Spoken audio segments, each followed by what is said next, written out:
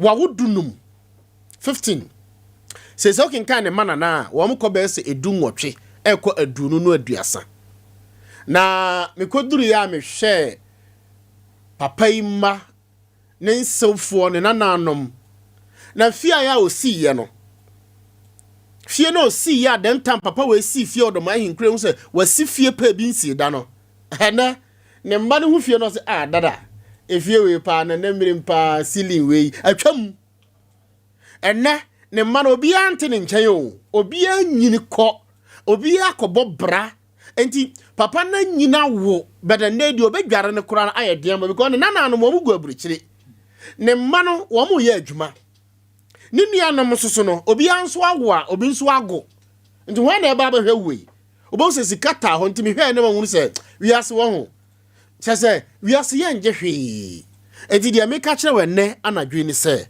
mesrew dwene wo yare da hom dwene wo nyinim na ye benyina be yete se ye papa no nkokorafo ase beduru ba bi age se omo boy pampese awrade nka ho on showden na oma nko anim ye frame na Poku Piesie fa asem che siye kwasi Joshua ofiri kokwa se dia me adon ho atono na ochia me kwasi nimo na oye senior registrar ewo Nsem Sisi me pa ocha wo afidie ni ndaha afidie na ndaha no woni problem na enche mene elder JK kumifa hoba rade herbal center sickle cell doctor panimpa wa been the whole Ghana ebedi nkomo na enami hunahuna wo nemom sa ko Facebook okay asembia na no esiye ewo Sam Bennett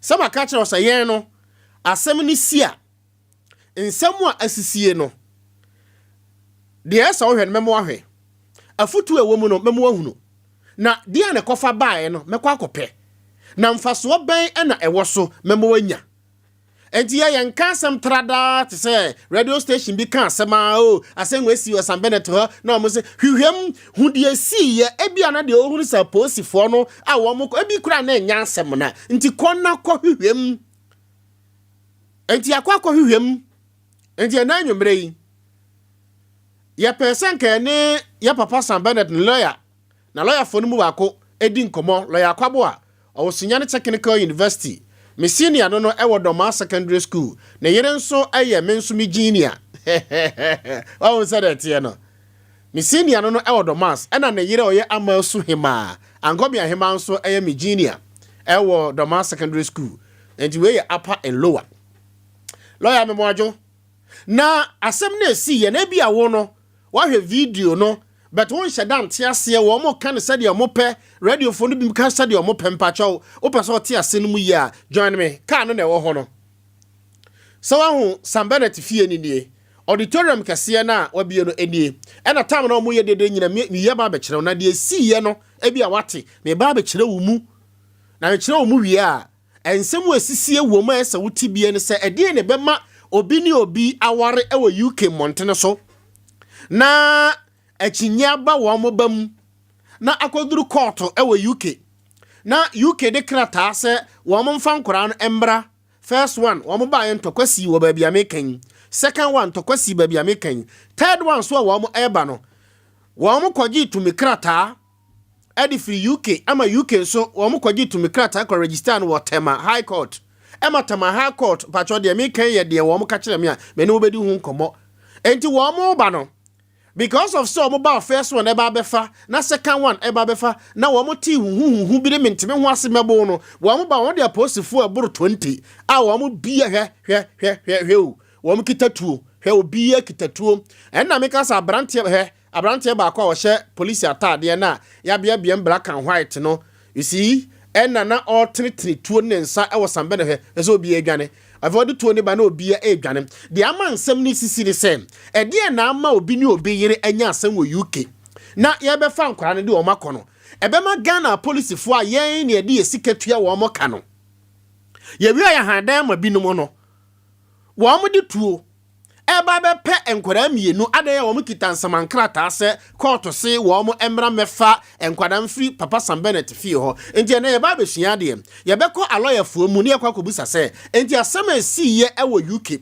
ama UK aban adi asem no ama osi ye mfa nkora no emra UK eye 13th August no se date wo mko ye sa dede we wo eye Sam Bennett ho no wo mse 4 o'clock dana wo mko ye sa dede no sa time no 4 o'clock no onfa nkwada no enko UK na mentimi ho ase baaye no ede na be ma sa asem na sie na emra wo Ghana ene sen ewo awaregyaye emra wo UK ene sente ne ye benya lawyer na hwe wo de hwehwade o hwe ede na siye ewo eye Sam Bennett bodyguard no ne aposifo mba animu a enam so ma aposifo no chi Sam Bennett bodyguards ne mu baako a wom de ko share car black no hwewu wom de ko share car black no ede na ekoso ebia wo badwene ho a wonte asesa nti asem weye na ma aposifo aheda kurikire frinkran na de ne menti ase no so ne se empo wo ye national security fo a na se court e de krata ama wo a register asem from UK e wo High Court se de wo kana na se execution no court kasa posifo na enkonkwachi wo mmra ne ya na enya asem ketwa na mibusa se execution ne kura no se court masa hakrata na esese kuro na oba so na wo ye national security no enu hu kwan se kuro no mu aposifo wo mote ana besa mibusa sa o enti sa mu ye se yi no enanka ebia nyame mfa sa amba o Sam Bennett bodyguard na mo che no ono so no nkrofo ye be 15 ana mo so sene tuo ana fe ye popom a ntinka mobile reinforcement afida Accra na nsa na omaba beboa mama fight ana se ngomba frɛ reinforcement afida regional headquarters because me checks so kire me se ebia na regional headquarters for so kra no mo nya aware of this troop na wo mo afri enkran ana se kofodio se kumase baaye no enti die na yesua die na asisi ho enti de America kosini se yati Sam Bennett mbacho bo wo mabusu apanyine ne voice no no ba mo watie na watie se me da se ya papa Sam Bennett wo mo abusua no kasa manfo owie ye no obebriefu ensentrofo a wo ko na akua nyako ene di sompa ni mu ado wo ko ye no na yatie ne side of asemo a watie no enti ena nwumre meko UK ene Terawan media da Roma me do be ko UK na mpacho via Zoom yasa na muka no Zoom enti yebedi nkomo ewo Zoom na Zoom na yedi nkomo no mene beima no a one Sam Bennett aha papa no na busuafo etwenkora no ho amanso no mene beima no so eba bedi nkomo me kasa mene beima no bedi nkomo a mene beima no kasa mafo te sade ya papa Sam Bennett kasa mafo eni di nkomo no tie ene nkyiremu a ya papa Sam Bennett abusua no wo kasa mafo di mai after say sa dede no ekoso ewo Isbet hono tie bi sisi a me ba sisi fish na epende no me ba na me dia mera wo so mpanie e ba cho enti upon the discussions no they say also omuko ba also mo say my experience of fale case again the case is pending until 23rd September, and I will be hearing at the High Court.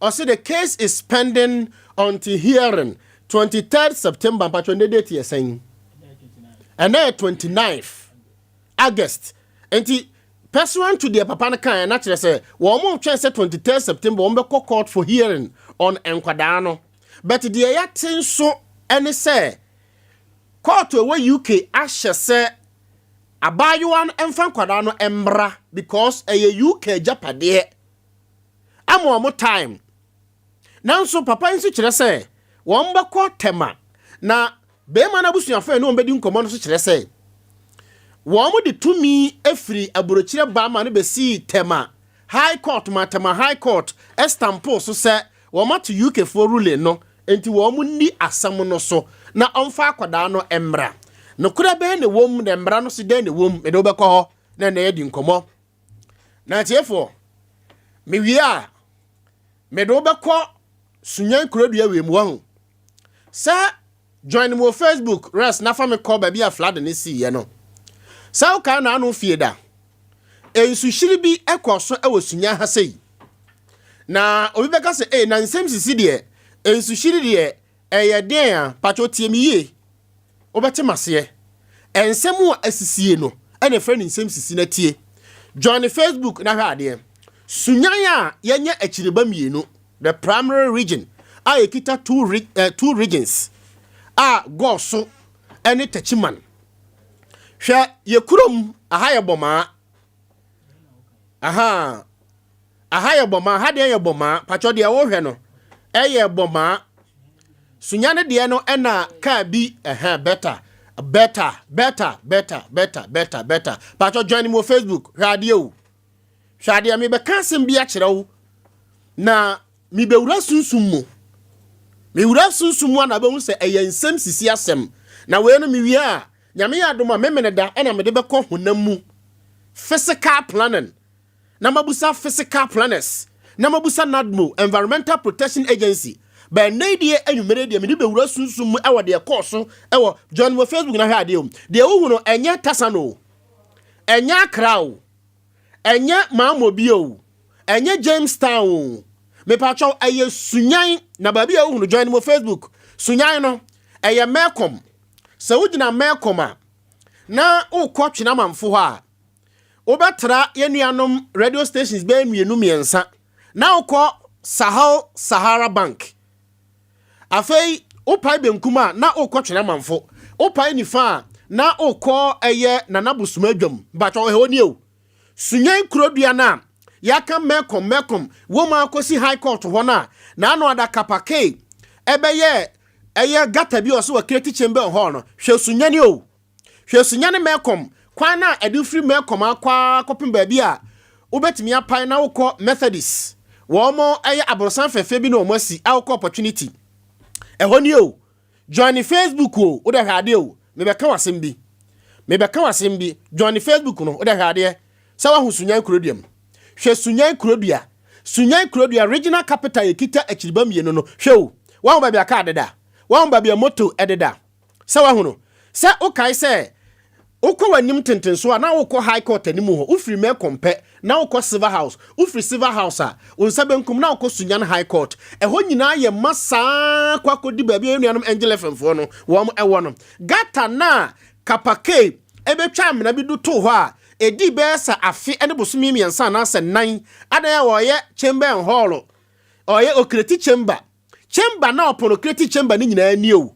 na mpacho tie die wo mu nie tie die wo mu wahu sa area ho na ensuo na flood ho no sa area ho ni nyina Mekom ho ni nyina no wom kosi area 2 ho ni nyina no wahu sa area ho no tie sa area ho ni nyina no yefre ho akokoso tie history yefre ho akokoso no eho na Mekom si no akokoso no eho na wom kosi ba bi opportunity for no no akokoso no eho na wom ekosi eye awosent ho no Mekom ho no ba bi a meka say ahyawofo no ye o mugina wo silver house ho no dominance fo no eho na yefre ho dominance no na eho yefre ho akokoso na akokoso ho no na eye nsuo wa utie na mehire no eye nsuo wa nsuo na eda ho no tete no na eho ye nsuo te se de nsuo na eda ho no na ensuo bi tai ho a yefre na akokoso nsuo yefre na akokoso na ho na nsuo no eda na tie osofu bi ba kurom ha say no ye Roman father na your friend Right Reverend Father Peter Luzin. Your friend Right Reverend Father Peter Luzin. Oni Roma asofu bi. Sa time na nomba be create the cathedral no. Na sa akokoso no da ho. Na unim se abrofo ho wo mo gya mamre ni amane edi. Enti emra wo mo ba se wo ba be create the cathedral no. Unim se nyamesom ene sa niema no. Enhyada ne abosonso no ense. Enti Right Reverend Father Peter Luzin ano your Roman father bia wo mo na be ya amamre ni amane Christ Jesus mu mo bie eye cathedral kakraka no wo mo ya amamre sefata ema ensuo na efre na akokoso no wo mo yi nsuo ni firi ho pacho wutie wo mo yi nsuo no afiri ho akokoso no yi nsuo ni firi ho ema kwan ema otimi ma wo mo eye gates ahodo e de ko mekom ho ekokosi eye Roman Cathedral sondan kakraka na esi ho no enti asondan kakraka na esi ho na efre na cathedral no na ewo akokoso enti wo mo ya amamre eni amane ena wo mo epata nsuo no enti wo mo pata nsuo no ye wa amamre bi wo ho esese afibia periodically e wo mo ye ho enti se oba sa area ho na ba ba ye construction a esese oba akokoso ho na okwa na nanonam so na okwa ya amamre ni amane enti sa e wo mo se Roman Father Peter Lucen eni ensuo no e kasa wa amamre kwan so de nanso kunafo nipa bia nja so no enye oni kunafo pacho join mo Facebook na hwa de utie de me kire ne yem obi anya so no enye ni kunafo bodani watia pansam krati apo no enye ni hehei enti ensuo na efre no akokoso no edase wo ho spiritually ensuo na wo ho enti se wo ye construction bia na wankwankosi nananom so na sa area ho no wankwanko pata nananom animpanifo ho a meka sei asofo binum a ATM bega se o nanapoki na de ode na min oboa o Yesu Kristo se hwemensam menya saman e kira so saman te ho enti ensuo bia no bosom dam ensuo bia nso no bofo wom enti pese mebusa sofo begima chinye se adenti ase obi sakra nam so mkokobo Pentecost fo asu mkokobo Anglican fo asu Assemblies of God for mkokobo asu a ade na monfo mko swimming pool mu na modo mko ensutini mu ensutini bia so bosom wom ensutini bia no honhom wom aniti sansuo na da na honhom wom da ho ena wom twi wom ani ena wom ya amamere ne wie ya esi cathedral ne wie ya Reverend Peter Lucen mo koye na esese continuously wom ma esi mekom wom ma esi schools wom ma esi abrosan okukura abrosan apeno de aso abofom kau osi abrosan because wanyaska obesi mekom hwama meka sembi nkyerɛw opa fre Newmont fo fre mining company bia na busa ne se ana sesi ameka se kokyera ko afrisipa wan so ma declare se ye ba be ye mining ayiwo ho opa kobusa afrisipa hene kobusa kyera hene yamfo susan so se Newmont fo gold no ba betu ewo ho no se aborofo no wọ́n mfa nkra mmerɛ Newmont fo se wọ́n nkoya amammerɛ wɔ asase no so ansa na aborofo na ba come and tell me say na Poku bua obia oye mining bia no ansa na bekwa koye mining wɔ kuro bi so no odi kan ma kuro mu homfo mpanimfo no ɛne asase ne kasa ansa na wakwa koye mining ti Newmont fo aborofo no wọ́n mu nim se Ghana ye tradition ne wɔ hɔ asase no ɛwɔ wura enti Newmont fo ba no mba betu gold a womu di kan ene nananom edi nkomo after so womu ne akuafo edi nkomo awie no womu ne nananom di nkomo ema womu wo special people a womu ni asase ne kasa womu ne nananom ya mamre sefata ansa na abrofo no kra de womu ahinsi beba so mba betu gold na mba betu because abrofo ni nim se sunsum wiase no bibi wa asase no so enti yemfiti preko mfa so emmofom se ye ba beye construction enti krom ha ye we no ohene ete ho Sunyani hene ete ho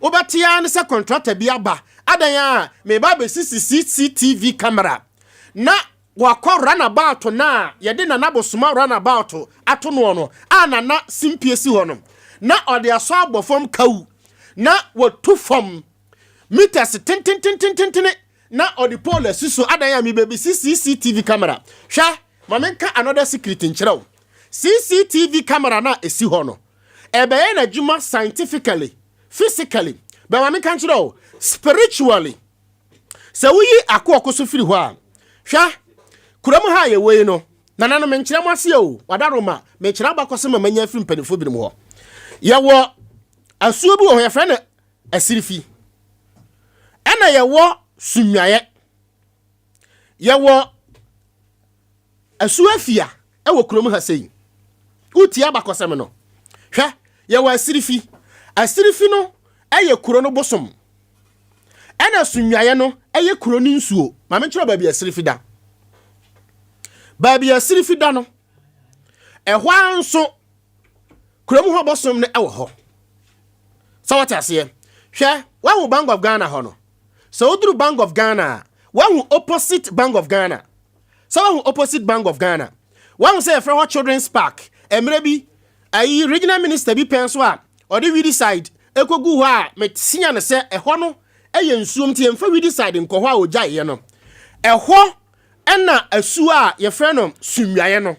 Sunyani nsuo na nkasa no. Ehɔ na sa sunyani nsuo ne da.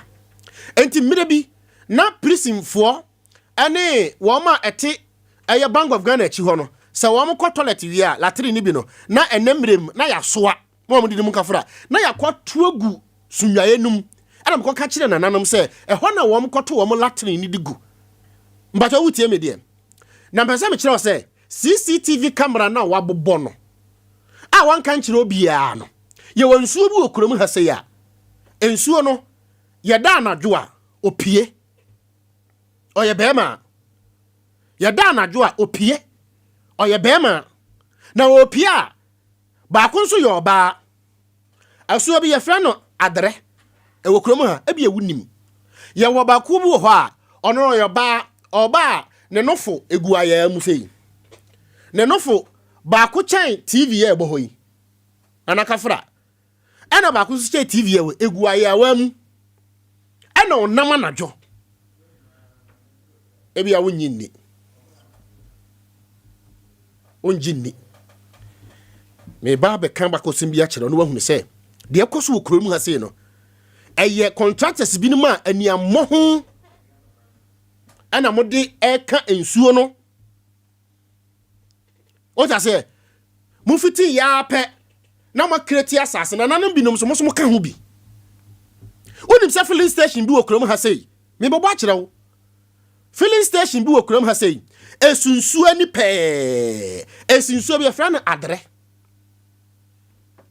Asu adre. Ma kire ba bi eda. Sisi ameka sei. Ye o papa bi wo kurom fa ni opani ya kramo. Opani ya kramo no on na sum sunyan sonwaye. Mene doctor ebedi nkomo. Na mi wi a memo hunu ade kronti a sesei enema ekoso ewo krom ha sei no. Hwa onim se na anu fie da ensuo toya na flood yan si ewo mekom ho no. Onim se wokomu light FM ase ho na woko space FM ase ho a ase wo nyina ye mose tenchem. Ha oda anadwo a u fridge na ensuo na fa so nyina. Meyi a kire wo. Na onim de si ye. Onim se sa area ho no. Sa area ho no na nsuo bi da ho. Sa area ho na nsuo bi da ho. Mu fiti ya pe na contractor ko gina se oye gata. Mu muade na mon kaya de mon kenkan bibi. Sa nsuo no me kire ba bia na eda. Sa nsuo na da twena monfo school mu ho. E na transfer nsuo de no ko to ho. Na omde no ko asu afie mu no na so wa bre. E na tetena ho spiritually. Nti nsuo no da so te ho.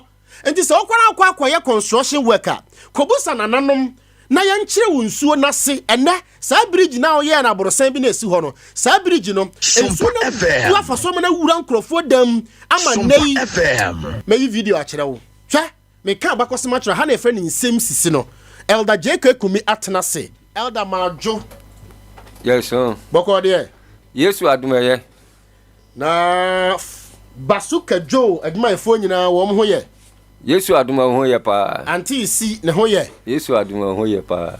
Je mompa ye na ye hyase. Me da ase. Ambrase mi ye bompa ye jatumfo ye da wase. Wona ode ne de ya che ye na wabue kwan a ye badwumadi so. Ya baye nipa adwen bebre na woni pa akoma mu de na nso wasafo awurade wa gina tu ne begina. Ambrase ni entu agina wo adwumadi so enkan kura wo tie Sompa FM ya. Edia ya sane ni da so foforo be bro nkrofo wo Yesu Kristo din mo amen amen yo Eda eja atiefo tiu pacho hwe table no so bo se enuro bebre guso Eda peja ba ko amehwe aha we ya de wa hia fa we se no ahotutu sasabo de we na waje ho award bia se nyina ne Ghana Ghana ba bia yes ena ba ko ne se ya de wa hin Basoka Jo we ena esa you know your friend is saying no. Enemu yare. Enemu yare no. Odende no. Yes. Gonorrhea no. And I am yadi anibia. We me here be. And I will see yadi wahin. Fawo tough. Yes. No typhoid ni. Typhoid.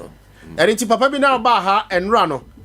Ocha me catch papa na ba ha enra na doctor say obey lab test or so when typhoid no. Say net do a foul tough. No. Mixture. Or no 5 pepper no. Ni nyina be ko. Let us say. Ada. Yo. For the akaso so.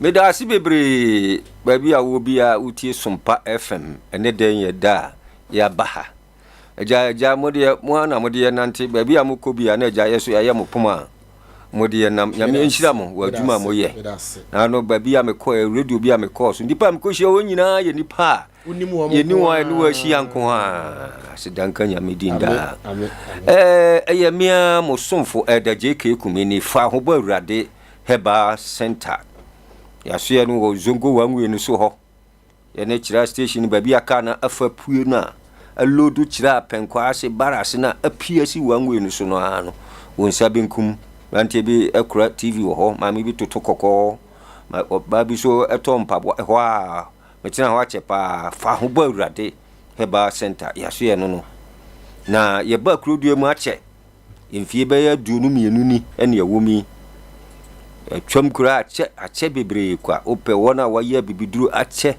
na nyame faso aye nsenchene akese pa untimi nyi mfrim ya ba bunu ha ne sunya ha ne ma bebre na nyame aye na aduro wo se aye da bia ye ka ho asem ahotutuo aduro ya yate no din se fawo se mehya no aduro wo nsenchene ne anwanwade a eye no yentimi nka ho asem na be se na otwe ani na mi wokumase na abrante bi ba madwumum ho obae no se eda okam nam se meda hu o se be se mfie be se mienu ni na me firo se sa haw bi e wo me so sabi nya do metadua pa mi abrante afa masiso metadua agina so be se bosome be mienu ne fa kura ni ya mi hunu mane ya komfo anoche doctor si ene hefo me kwa ya de meto ambulance mintimi nante kura na ekoduru baabi no na ye den me ya me hu hwenye yie afie de kura no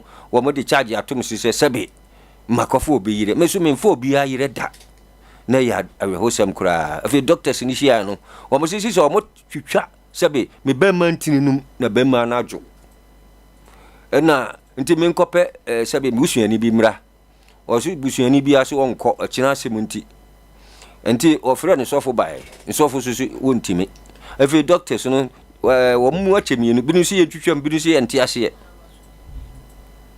enti de bae an se sofo no kache se saade a wo de fa no mame me de ne kofi akobom pae nti o de ne kofi o mo bom pae bobobobo na nyame da no ho di kire se me ye program no ofre me se eda mate wonka e wo boase achi wo honan ofri na sabe ni atumini nti wo ne ho aduro na mbisa se wo ahotutuo no se an me ka se kura ni achichire na poso nyina obi anka me ka sa chi na okan no nka no ano no kama wie de me kan se me wo na duro opa ye mfa krata anto so majo 150 bia million anase nko betua because babia na duro no na ye den bema abrante a wasisu asebe ye betete obemantin na ya hosam kura enso no enam se adure juma nyame adi na dubna ni haban ni nusini enye sabe me na medua ye nyame ne dua na ye de ye didi ho kwa eninti ye se de anu nyame de meka che na se wofa me wona duro ho ko obo ase akosa pharmacy na koto aduro we sei eye fa wo se mehia bi otonom ya ade chenye na ne bema na atutin no adansi ana no obedi ye na yi wo mayi so ha na oka ho asem se na chi baba sa yare ya eba sa na ya sabia ye wo wonu panie ne ama wabubu ama wafiri mu wawu na abrante ne baaye no wo esabi oyodifo nanso na babia kogina no mesro aduro we dabia me ka se Ghana ha no enti na dabia no ye sabe ya niema nyina aka achi no ya hwɛ sɛ de broni de bɛba broni aduro efura bruchin nom na sefo kada bia me ka sɛ aduro we ya aduro a nka sɛ Ghana ha aban gitum direct esan sɛ mfie bebree ni bɛn fie bɛ sɛ aduasa ni aduro we dwuma nyame nam so adi no ɛyɛ aduro so nkokora yɛ hia wa ya biduro aduro we dam bafufa kora ahotutuo pa ya hwɛ saa mre ya yɛ mu ya yɛ hu sɛ wie mu asesa kananka ye bedi bronya nanka wona ba ifri be bosumi dunum kɔ no na wo bi aba ene saa wa no awo no ma aba be wura saa fupem enti na wa da kete so hu se awo de wo dar ho ana hwa ye nyunyu du ba bia na mframa bi tu saa wona wo ma wo saa yare bi no waduro ni e ba ba bonu suo ba bonu boja de menka se mo suo boja bet obeya nkosi ba bia aduro wei fa wo se mission ne beboa wo won saka bia bojaduro ni hia pa se ese ode kan ho se ye bonu suo se ye bonu boja se ba ye chichire no se ne ho ye hihyishi e nyame pa sa hawo ni nyina etwa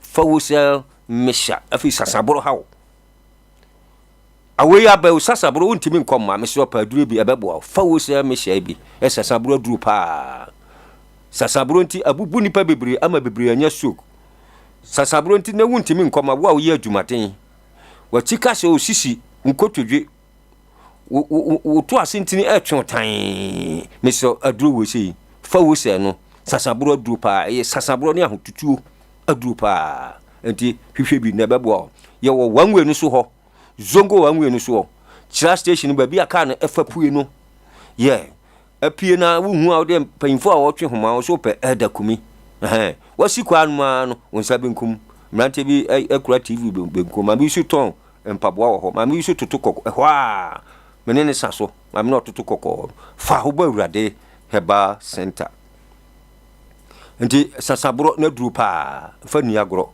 wo de wachina wa wo mpane bebre na sasabro wo so na wo mpane ahweye wo ti anye yi a sasabro pa wo so na wo mpane de emwa ebebubu agu adu we na beboa afi de atoso mienu ya to no din se basoka jo misha enam yare no enam yare wa se sika bebre wa ko anyai ohwa sabe uyo ba hu niam bebre ama wa ware ese ba ma bi ba won chen na ofra na no namba bi miso aduro ya etu ase ama wa fichi kro hwe so ma etwitwa sisi ba wo ti pensi pa na duru pa ni eye basoka jo misha mama bebre tadua aye mama bebre ntimi nwo ohunsu agene ohunsu hyehye ohunsu keka nsufin bi ba bi sede ohunu bia e wo sebe wo tadua ma na wo ba na ba ma mise aduro we sei eye basoka jo misha basoka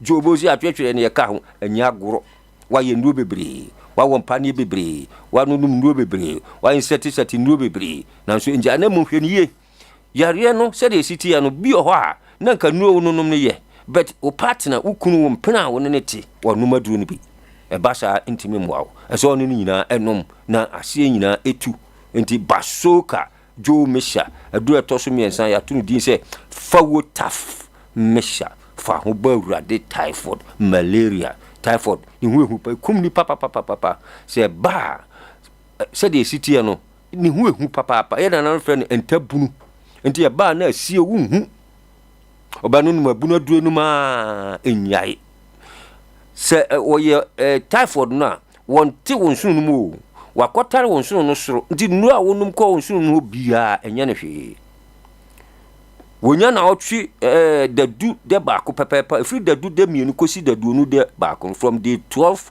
up to day 21 obi free ase anyina up to kosi apem 1000 agu nsun ho enti wo ho na tiefin sesa tiefin aye green aye black aye ahoro woyam dwan wonum suokura gu yama ne dwan se osa typhoid abo na frase a watu nkosia no agu nsun ho ni hu pa kum ni papa se afi ba ko tim kum ni pa more than 16 million we to be say skeleton disease na duani so ho na nipa ho se tambia wa furu ma no ya fa se mimi ahwe se wudu nsa kan wa furu ma na ase na woti pains pa e typhoid na duani ani malaria nyina fa wotaf mesha so number si to se de match on 0244 810 890 0244 810 890 027 459 8817 027 459 8817 0244 a hotline 810 890 na no nyina no da bia me ka se bas fa wo ba awurade ne de me ka hye nyame anunyam se ye one in town ba bia na no papa bi ne batakwa no ho General Hospital ya gina to ho akwana kokoma kura ahututue bi ya bon boja ya eno bi hinte ne se gisa no mbayi enti papa no agi number no frɛ me no ofiri takwa no ho a etu ka na dwono nanti mad beto adure bi osunya no ha me nkyɛn esande kwa ade kyen anopa bɔ no nkron no afuwe wakoduru eye takwa ho ɔde aduro no ma ɔse ɛda sisi da edi me se phone tana so yedi ka bɔ mpa ye ma na ɔdo maduro no akwara na ade kyen no mu yi no ya ne ho ato no ba bi a wo bia eye fa wo sɛ me hyɛ de me ka hye nyame anu nyam sɛ oba wo sa yare bi ahotutu bi na odi ho agora ahotutu no beku no ebebo ni suo ebebo ni boja be la so ti anye ya wa mubu a la so no na akuno aduro we na bebo awo fa wo sɛ me sha me wo zongo wa nwe ni so chira station no ba bi aka no fa pue no ko baras ne ayi no penkwase no wa si wa nwe ni so ho na won sa benkum ko mozie pharmacy nso a obenya enu bi ho cap heba ba bi etwitwa banche no ana banche dwam ho onso eton aduro bi ho afi eye fiapre nobu trust heba onso etonton aduro bi ewo ho ukobiri suatira drugstore ewo ho nyina obenya enu bi ewo ho eye Belinda heba ne ofakusi ne abansa bo apon udubire kuma newborn chemicals ne climate heba ne fosina benenum so otonton enu bi ewo ho fa number si mra di djumadi ekonewie 0244 810 890 0244 810 890 udini fitiase na wie ahin ya dudini frase amana wie nkonimdie ni pa ya de anunyama udin wo Yesu Kristo din mo amen. Edada say Elder JK Kumi ena yene no edi enkomo no atiefo me ka kire mo se ye dwumadie no esese ye asembia mu hwehwemu eniti na watwe atwa mu no ye ko Sam Bennett ye papa na borosan no eso ai no ewo Eastbelt International Conference Center nchen hwa na de tie ne se ukohwa join wo Facebook Nsem Sisi emanament me ho asem na posifo edi enkomo no wo mo no obi better eni ene wo ho no na asem no na amanfo ka no wo mo de yenso ye kan ye de ye wie ne Sam Bennett ne kasamafo aye busuan kasamafo edi nkomo na esese ye ko beema no a one Sam Bennett na busuafo no beema no ne Sam Bennett ne ba no ewo ye no na yeko na ye ne abusuafo no so ana abusuan kasamafo on the other side oba ni kunu ye ne di enkomo kwame ena okasa edema eye Sam Bennett nasino ewo abusuanim pacha via Zoom ena ye di enkomo no ene ti join mo Facebook na afeti asem no ye ekofa ba enyina kwame Sompa FM ye wo Bono region Sunyani the capital majoe. Yeah, thank you for having me. But let me correct it. I'm not Kwame. My name is Emmanuel Amwa. I'm the lawyer for Mr. Eric Asante, the man in issue. Thank you very much for your correction. Council Bokode. I'm not the more I'm sure. Yankopon Adom. Adechi ye ade saying. O chamber, woma ho nyina wom ho tesen. Oh, I'm not doing the Boko. Council Fayeko Square.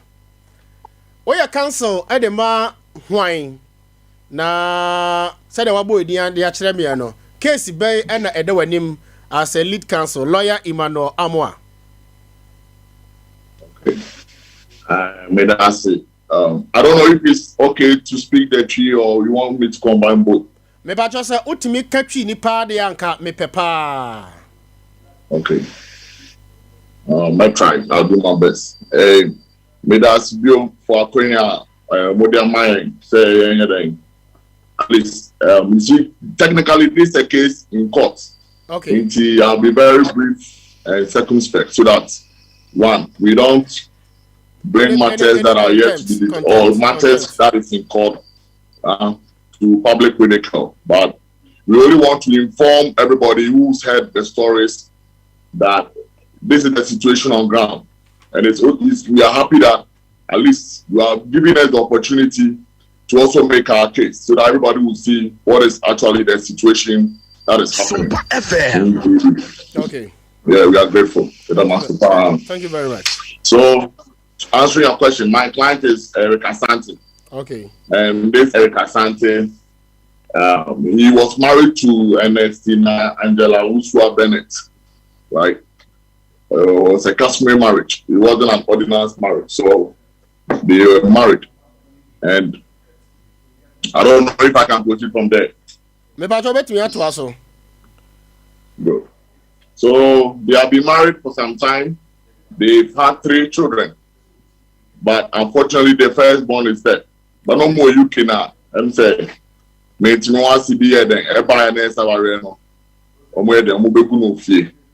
Tiawareni, the Guawareno fee. I was for so much because I never caught a customary marriage. So technically, it wouldn't have had anything to do with what the courts. Okay.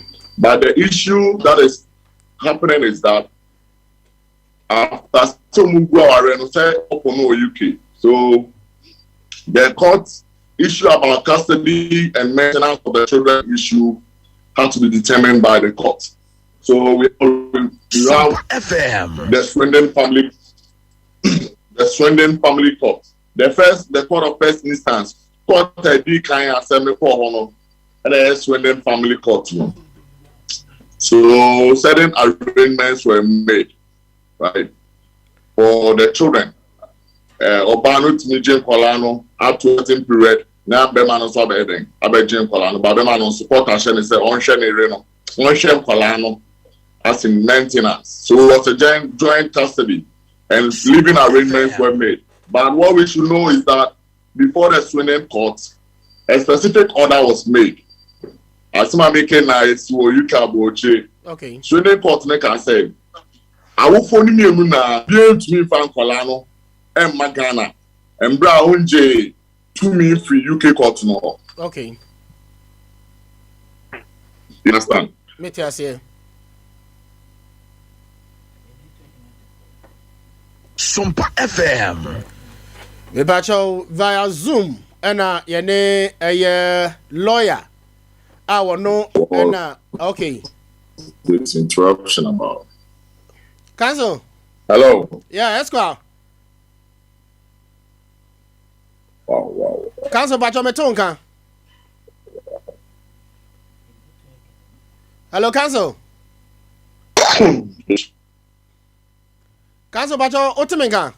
Sompa FM. Sompa FM. Sompa FM. Bacho yane lawyer Emmanuel Amwa. Ono ena oye counsel ana lawyer ni mapa. Edema abrantia ni din ede Eric Asante. Eric Asante no ena nana si ene Sam Bennett.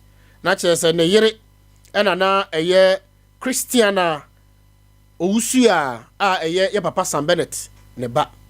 Na enkwada na omotwe ho amanso na omode free UK ma ho asem ma aposifo ebegu Isbeth yehunu se etuo ya chi obidi ni hyemu no ene ho nkomo na yedie no nti ne lawyer na ye no edi enkomo no so kire the side of the story because asem ni si ye no Sompa FM ye ko ho ma ye papa Sam Bennett na busua no de okasa de mayan no de ma wo mo no kire ade kurunti a police fo na ba ho nti ɛsɛ yɛ gye benkum no so ɛde ɛsɛ kan de twa benkum na ɛtwa nifa but man proposals sometimes technology na a dispose yen nti ewiem ɛna asakra bonani sɛde mbɔ mani no nyankopɔn yɛ adom na sɛ tomu a yɛbɛnya no yɛnya no wɔ ɛyɛ zoom no so a other platform ɛyɛ social media ba kon so ɛyɛ the WhatsApp yɛbɛhwɛ na yɛnya no wɔ WhatsApp no so na yɛdi nkɔmɔ ɛwɔ hɔ nti mpakyɛw madi kan ka kyerɛ sɛ asɛm no si a aha ɛna asɛm no ne foundation asɛm no ne fapem asɛm no ne nsisiɛ ɛsɛ otimi ɛde ɛyɛ nti nyame yɛ adom na sɛ ɛtɔmu a yɛne ɛyɛ council ɛbɛdi nkɔmɔ na afei yɛhu nasɛm a ɛkɔm deɛ ɛkɔɔ mu no kɔ Facebook na hwɛ deɛ siyɛ ɛwɔ Isbet hɔ hwɛ adeɛ deɛ siyɛ wɔ Isbet nie enti line ne tɔmu a mene ne bɛdi nkɔmɔ a na afei yɛwɔ mu sɛ how many times ɛna wɔn aba hɔ na ɛba ne sɛ na the last time wɔn ba hɔ no ɛyɛ this Rambo style na hwan na de apolisifoɔ no ɛba sunyan na wɔn firi hen na court no ɛne sɛ mpatwɔ nsɛm a yɛka yɛ wie a ɛyɛ yɛ general manager Aboagye Yaw Aboagye Buadi Yaw ABY Aboagye wɔn nso wɔyɛ ABY sɛ odi ne kura mi hu bɔ ABY ahyɛ ne sɛ documents bia ɛwɔ ne nsɛm na ɔka no ho no ɔmfa ma yɛn good council bacho asa homa na tom kakra. Yeah, me very sorry about that. I think the network me bacho don't worry issue. Don't worry yeah I don't know if we're following the arguments I was making. Yeah, na me follow pa. So like I was saying, asem I started with UK court, you know. Omebua and normal arrangements about the children. I already be able to how to make living arrangements for the children. And that the man was ordered by the Swindon Family Court to maintain the children, which he has been doing since 2019 until the lady unlawfully procured Ghanaian passports for the children. You see, these are children. Nkolano, yes, in British national. What we need to know is Obiko UK na Okowa. Nkolano ya wono honum no. Though the parents may have Ghanaian ancestry, but they can trace their nationality from the place of birth. Okay. Until they are British by birth. Sure. They have British passports. Okay. They have British birth certificates. Okay. Let's also not forget that the father, Mr. Eric Asantino, or British. Though or Ghanaian, but or UK Army or some UK Army as soldier. Okay. So he is also a British. Okay.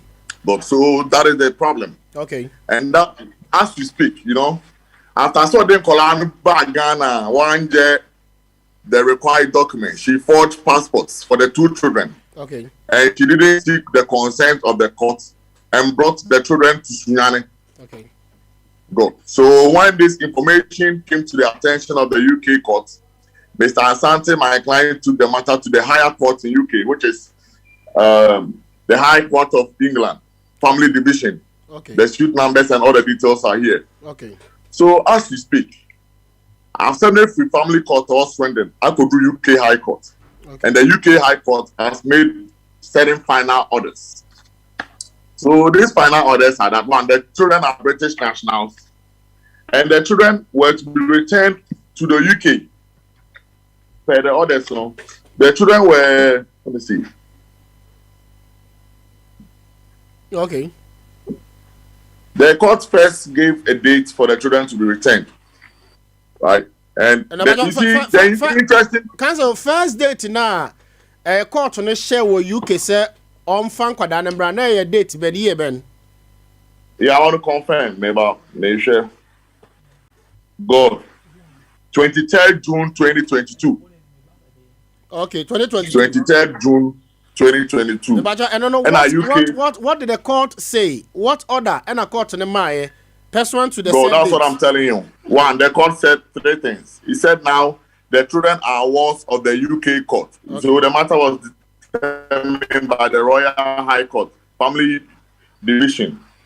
the court said the children are wards of the court. The court said be a wards of the court, and I said court now from say a romoma. So the court, all the welfare issues of the children are now issues of the UK High Court, and no more the parents, because one, this lady Ernestina had disregarded the orders of the Swindon Family Court, which said that before any parent could remove the child from the jurisdiction, you needed an express consent of the court. But are you following the argument? I am following the argument very well. The man took the matter to the High Court, and now the court affirmed position that the children are wards of the High Court, sure, and that they should be returned to the UK by 23rd June 2022. Okay. You see, what is important to notice? Sa court in same way no Ernestina Owusu Bennett or you are aware, like this Zoom meeting that we have scheduled. You see, you gave me prior notice, we agreed on time, and I'm here, right? Sure. And it's the same thing. Even when she was in Ghana, she had been sent Zoom meetings for appointments and all that. Okay. Whatever day the court sat, she had been given prior notice. You have all the documents here. Sompa So FM. she knew that the matter had not ended. The matter was now before the High Court in UK. Okay. And she partook in some of the meetings, Okay. especially the one that even made the return orders. She was there. She took part in the court sitting. Lawyer Emmanuel Amwa, let's take it one after the other. Now, Yansha 23rd June na court ma order no ewo UK. And the court ma order no UK some fan kwara no embra no. Now, Ernestina so Owusu anso ba be di Ghana. So, what was the ruling of the UK court as to Ernestina be Ghana? What was the ruling? Well, okay. I don't understand the question because Bachowamento question I see. Question Anami Busana said the said date 23rd June 2022, which was the said data. Now say court now where you can share some fan kodana embra. And Nami Busa said now na Obano so ewo Ghana meboa. Yeah. Good. And to say na court ne say ayi and she share say instruction ben or the man no say onfa and kodana mbra UK no. Pursuant to Ghana mbra any UK mbra no. Na eno ho she share. God. All right, let me explain. Make sure I say no more. Okay. Ghana or your mredu or what? LI 1575. Sam Brown said UK High Court judgment. A bit my Juma or Ghana ha. But what did I make an say? Yeah. God, UK High Court. A bit my thing. A judgment. Say a final judgment. Now who notarize ya? Huh? I don't know how to notarize it. You notarize it. If it is a final judgment of a high court, you need to notarize it. Then you register it in the high court here in Ghana. Okay. Once you're able to do that, you can enforce the judgment. Okay. No, I mean, I need to know. You understand? Sure. So that is the position. And that is exactly what we have done to date. Right? Okay. So when we registered this final judgment, what we're required to do was to survey so that what the process and work. So, like I was telling you, she took part in all these court sittings, and she's aware of the judgment. Okay. So, as lawyers for Mr. Asante, all that we were supposed to do was to register the judgment. Okay. Now, let me tell you what Ernestina did when she came to Ghana. After Ernestina Owusu Bennett came to Ghana, she came to sue my client before the Sunyani High Court too. Right? Mm-hmm. And in that action, what she was looking out for was custody issue, that custody be given to her, and that my clients be made to continue to maintain their children even whilst they are in Ghana. So the question is, already in the court back to UK High Court, we go asem no. Enti Sunyani High Court too no so no. Obetime go asem na because asem na e wa ho ne enkola no, omo welfare and maintenance and custody, which the UK High Court had already determined. Enti emremu no, esi na bae no, na opese ni kunu hwe enkola no a. If it is a maintenance, what was she required to do under the laws of Ghana? That's why I told you we have what we call the LI 1571, foreign maintenance and reciprocal order. 1993 Act Ghana by that judgment no okay UK no. So person can be man go sue Kolana. All she had to do was to register this judgment like we did at the Sunyani High Court. But no, she came to sue the man through her lawyers for maintenance and custody. So we came back to the Sunyani High Court too. Okay. And we brought this information to the Sunyani High Court that, look, a man, and a man cannot be made to pay double maintenance. You understand what I mean, sir? Yeah, I'm following. A man cannot be made to pay double maintenance. Two, okay. Man's also, it must come to an end. So if the issue and the sinner has brought to Sunyani High Court, it's still the issue about the children, their custody and maintenance. Yeah, UK High Court ne declare then. Okay. In the court no ye then. Now I register UK judgments no. Okay. Now enu momu then. Enye juma. Okay. So all these matters were before the Sunyani High Court too. Okay. All these matters were before the Sunyani High Court too. Okay. So you see, we as Eric as my client, we had to also register the foreign judgment because we're waiting for the Sunyani High Court to make a determination on the application we brought that say port the decline ebua assemble efa kolane e hwe no masiti mu dada dia and the student means some Sunyani and can say court won shebe man so because can cry o dada 50 January 2019 basic date or the assemble evidence Sunyani High Court too. Be manage everything. E try kolane ska e o pounds mo a dey be ekoto and still na the bank accounts mo. Okay. I dey evidence the bedding. I bet straight. Okay. So the court gave a rather long date to look at all the issues and give a judgment. Okay. So the law is also that for a foreign judgment to operate in Ghana, we have to register this foreign judgment, which we have done. We did that before the Sunyani High Court won. Okay, that is the Remo. But is that the Remo? I'm not getting you. Is that I'm not friend Remo no? No, I don't know what Remo is. Remo the okay law me research which of them are we talking about? We say the the reciprocal enforcement maintenance order Remo, which is an international agreement between different countries that can help recover a child maintenance from apparent living outside the United Kingdom. And what's something okay?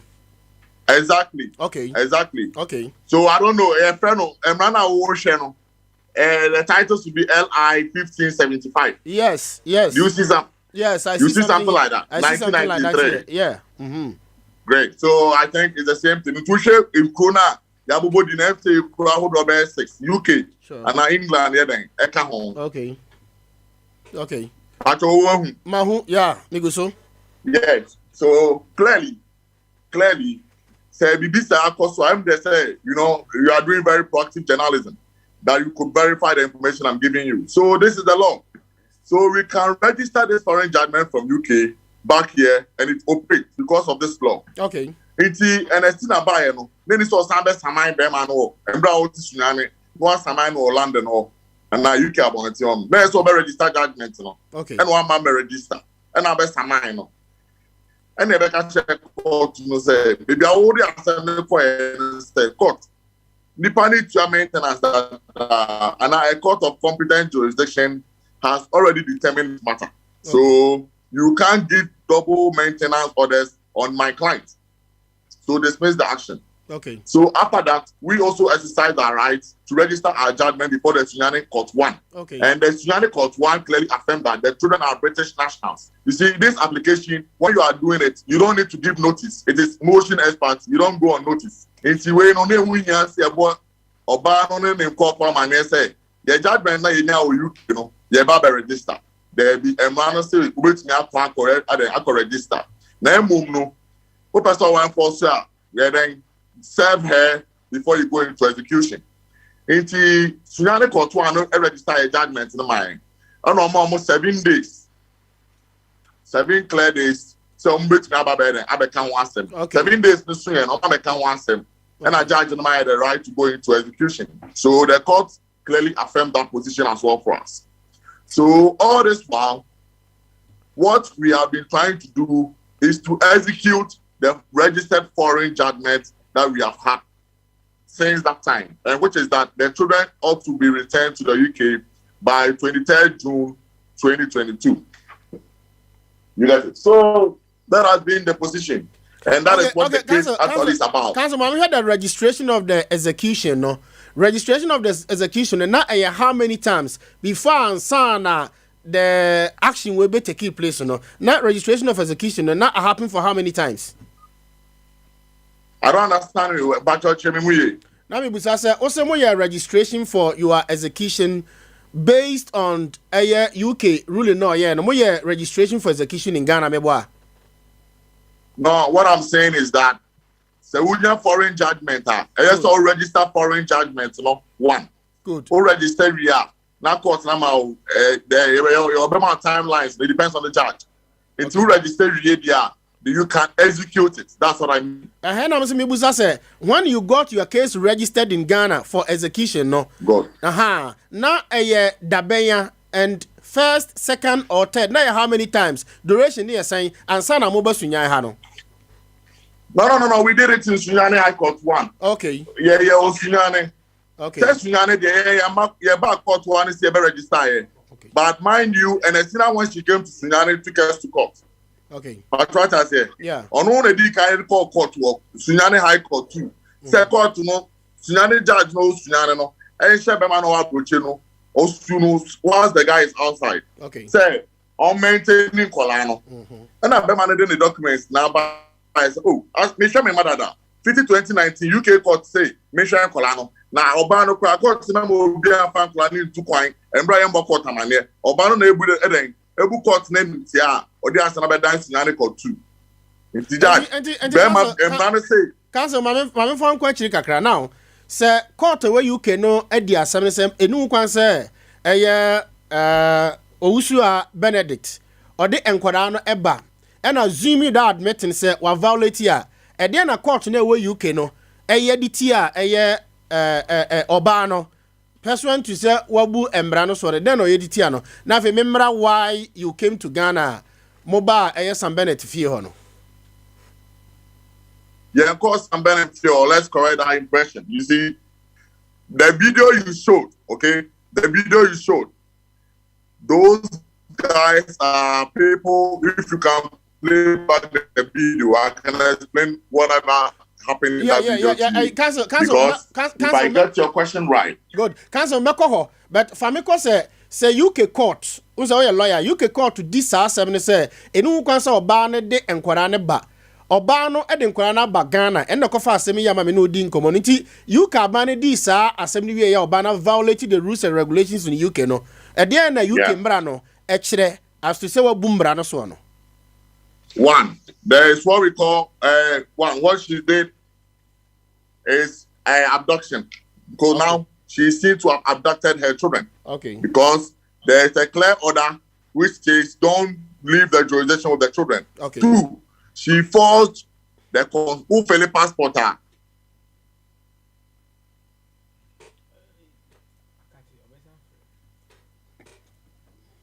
Sompa FM, Sompa FM, Sompa FM, Sompa FM. Sompanie, aha, and I saw Senimono into the council for a year Asante Eric or ye Sonyani Ewo UK. The lawyer and the no AD and Comono and a Ochimti Yadru a year and Branumua Tipasami didn't call a UK Kubus as a UK abino so where dear Samuel Kais the new cosa den Corana bar 1. A dear shadow the 2 Obano so a then Obano Timmy Tam and Quadano every UK do on Ghana. And Tina restrictions at the saying until Tim de buy, not the Nibari Umbenya still for execution from the Sunyani High Court to say their Okano. A year dang and a police for a warmer buy no. Now one more a year a police for that a police for woman free Sunyaha. If say no crosses a court na a was Sunyan and a mouse execution power na. Ada na one country regional police commander. Na court no so a ma kwano or ma execution pe or ma the jurisdictional police officers within the execution because or ma execution na Sunya in the Buno region. Nti say Sunya no Buno region opposed for and take executional powers. Woman ni bailiff no any mpanimfo. Nti me do be ko ho no mo say a police for no mo ba no mo firi hefa. E be di san komo ni nyina. Ahoma no ate na ahoma no etia na esese yesan so etwa ye ho. Pacho dwen mo Facebook. Me wi ana afei ya ba be wura ba bi eye ya eye wo mo kontokwa no obobusi ya meka chese meka kire ne se Sambenet fie bo no le oye lawyer nti o se enye Sambenet fie nti mebusa ne die nti ama menka se enye Sambenet fie na mso ma kire ne kurenti ha no ye busa eho so ye Sambenet fie mbacho nti ne ye bedi nkomo pa aha ye wie pa na me ne abrantie na John mo Facebook hwade o abrantie na wo mo chi no na wo mo dini free kibiko hwade ko Facebook na hwade join me Sompa 98.9 Sompa 98.9 hwe wahu sa de course wo hwe so wahu aha abrantie na wo mo dini ko no abrantie na wo mo dini ko sa Rambo style of arrest bi ne hwe police for 1 2 3 4 5 6 7 8 9 10 11 was more than 15 or 20 hwe abrantie na wo ni shemi wi amene abrantie no so bedi nkomo se ede na okan ede na okan ne o transit te sen ede na oyeye ne action te sen de na ode ye posifo na wo mu hold no sad ni ko wura kanum na ta won de ni wura kanum no de na mo de ye no na mo bisa se wo mo de ne ko hen ansa na onya bill no but so what I say aha na efe Nsem Sisi the real Nsem Sisi anya video keke abrochire na ye kasa free no zoom abrochire the real Nsem Sisi Sompa Nsem no Nyamisa no be yama Nsem no Nsem pi Nsem no Nsem pi ba Nsem pi no ye wode asisi wom Nsem no epi timi bi mu fra ni Nsem pi but we Nsem no de asi ye hwehwem egusu sisi na yako far away UK na ye ne the council of Bema no a ne ma bedi hanti a akofa ho briaba no ede nti se wo pensem na tia aha na ese utie aha na Nsem no de asie no de asiye no ewom nti ba bia keke so ti se ye Nsem baby oda se what I say nti mi wi a mi nya lawyer ne baka na mabusa ne se nti lawyer mukura mu UK na mo ho no nti ye betimi aye executioner ye di atuo ebekọ obi papa fie se yemfa ne se wa wia enkwada fi UK de omaba nti UK timisi wo se Rambo style of se memfa ne se obi afa ne ma kwati kwanso de omaba pie ma we esi wo UK obi ana ora se mebusa ne se ye wo two regions Matra Ashanti region atra eye ahafo atra eye Bunu East abepiem ewo the originator enti mmara ne sesen na mabusa lawyer no so say UK ho no mo no nti obi bu mmara bi so saa se memfa ne se wa wi akwara na kwakwatena ne papa fie a ye de atuo eni tuo moba ne aposifo ye siesie omo ho na omo hihya asomade omo anim agu afufuga sei na ye de omo kọ na mabusa ne se eho ye hotel enti abayiwa ne papa ho na ote ena eho nso ye hotel a obi ene ne yere obi ene ne organization obi ne firm obi ne organizational members ahia ho amoye press conference wo mo ye seminar wo mo ye dinner wo mo eye meeting na so mo wo ho na hu say this Rumble style e wo ho a eno so no die na ekreti e wo environment ho two a school for so wo dinachi 3 residents ye Ghana for mo ye Ghana for a ono no wo nkomo na wo akodi no wamanso na wo twene should not disturb he the Ghanaian a ono so ti ne fie na 40 uti Sambenet fie na chi ho ba bia na betia ne se atwobo ye wo be sora firi wo fie chi bo se etuo Wow, etuo. And 3 direct opposite the resident of San Bennett, you know, I the regional coordinating council. A one regional minister or chro. A one Ghana Health Service. A more or less a whole ministries. And this a foreigner be and a Ghana need be investor entrepreneur. If you are back now, who say police for the vim ejina te say no mu jina kwan ho saa die na wo kreti ade na asisi ade na asi obi furu do wan hinkuro ba wa fa ne taxi obedi ni dwa obeduro na ye stop no hey stop ada ya police for jina na mabusa no say ade na ekoso what did you create Omako University said be the pandemonium. You created a pandemonium. You bedi nkomo. Abusianti sompanie akatua panie. Ye mama akatua pa. Eya Sompa TV. Sompa YouTube. Sompa FM. Oba online eya adwuma. Afi mykelmu.com, myearphone.com, mywireless.com and mykelmu.com. But there's a munya na mon friend wa WhatsApp mami. Good. One friend wa WhatsApp mami. Why? Manya WhatsApp or any means be social media no back no be a mon friend mami. Ba could be say friend tango said there. Kwan bi on be for munya no any social media be a mon friend mami. Me person hu de course. Na fe one make asa Sam Bennett fie, he's a lawyer. Nti oka chem say honya Sam Bennett fie. Nti mramu no hoye hifa ite so obekire memu ebe frɛ no na yedi enkomo mensaka no a mbacha ha na opese odi atonde moton a fabra sama ka kire wo se ye no Tera One Media chief executive for Darumant ye ko ba bia o wa ma yakade no wan se yaduru UK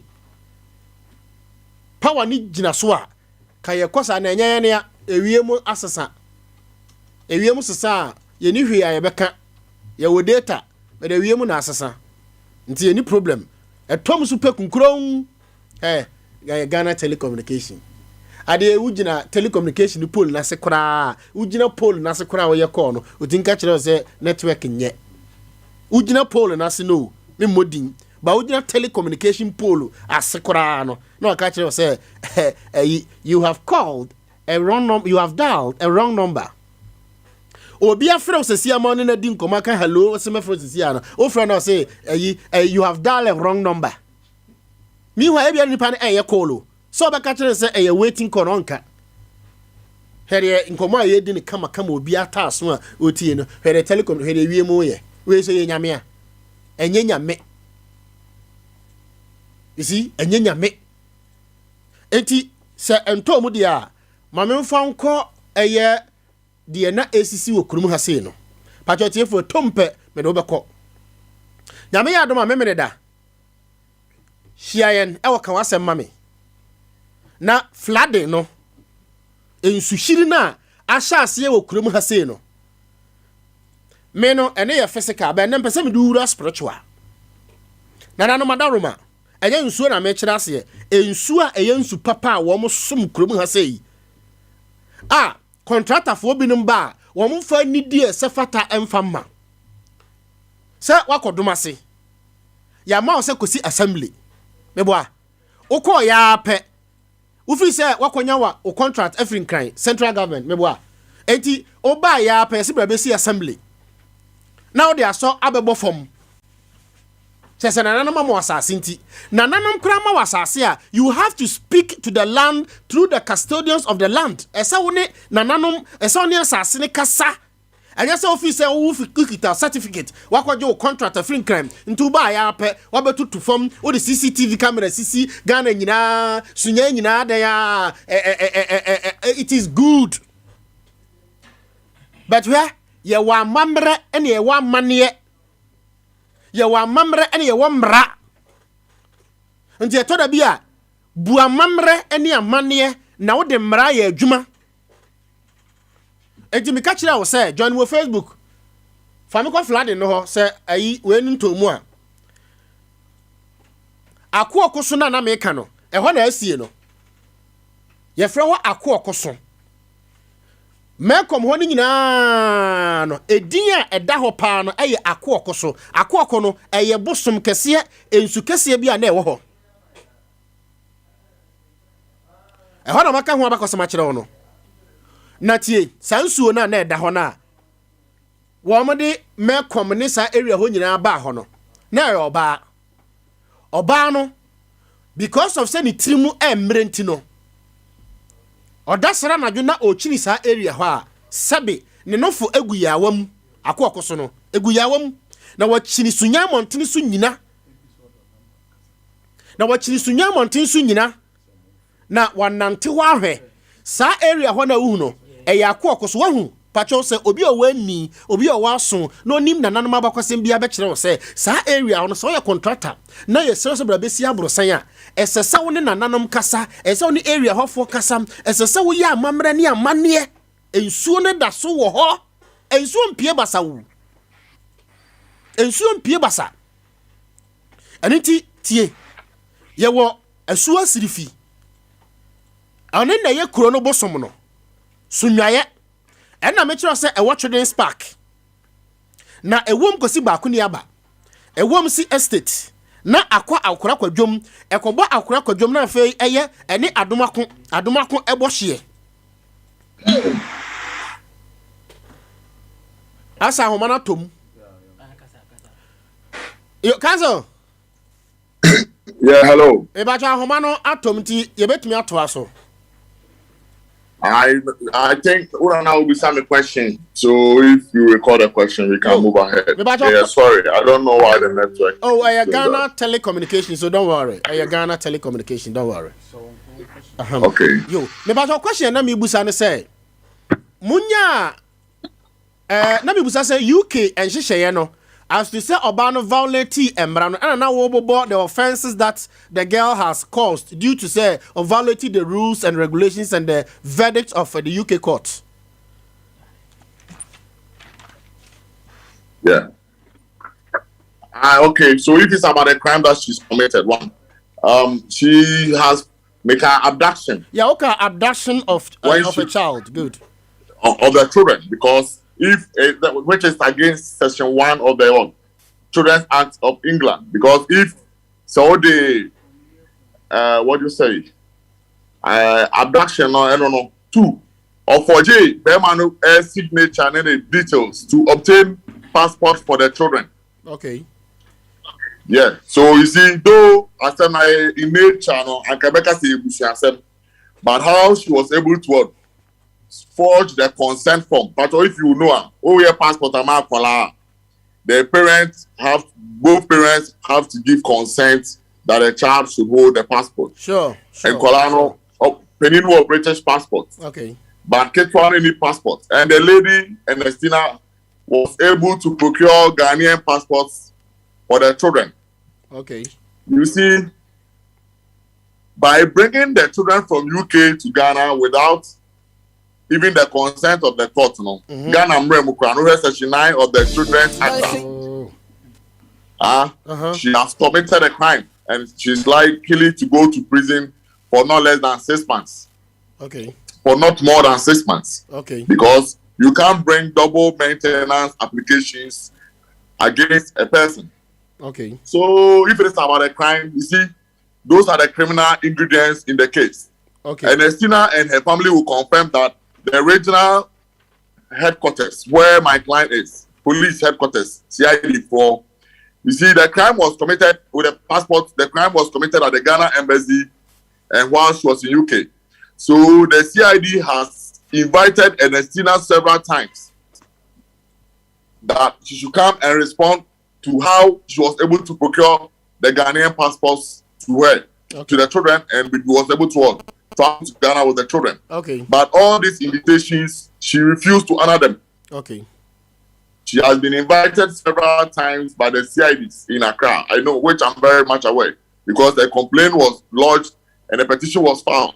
Okay. They have invited her several times. She has not come. So the matter, I think the last Friday went to court. We have obtained bench warrant for her arrest as well.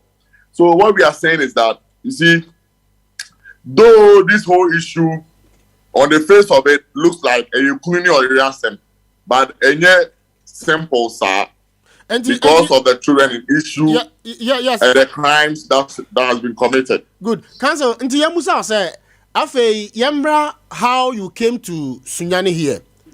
Kwanya Mufa so about Sunyani Hase no.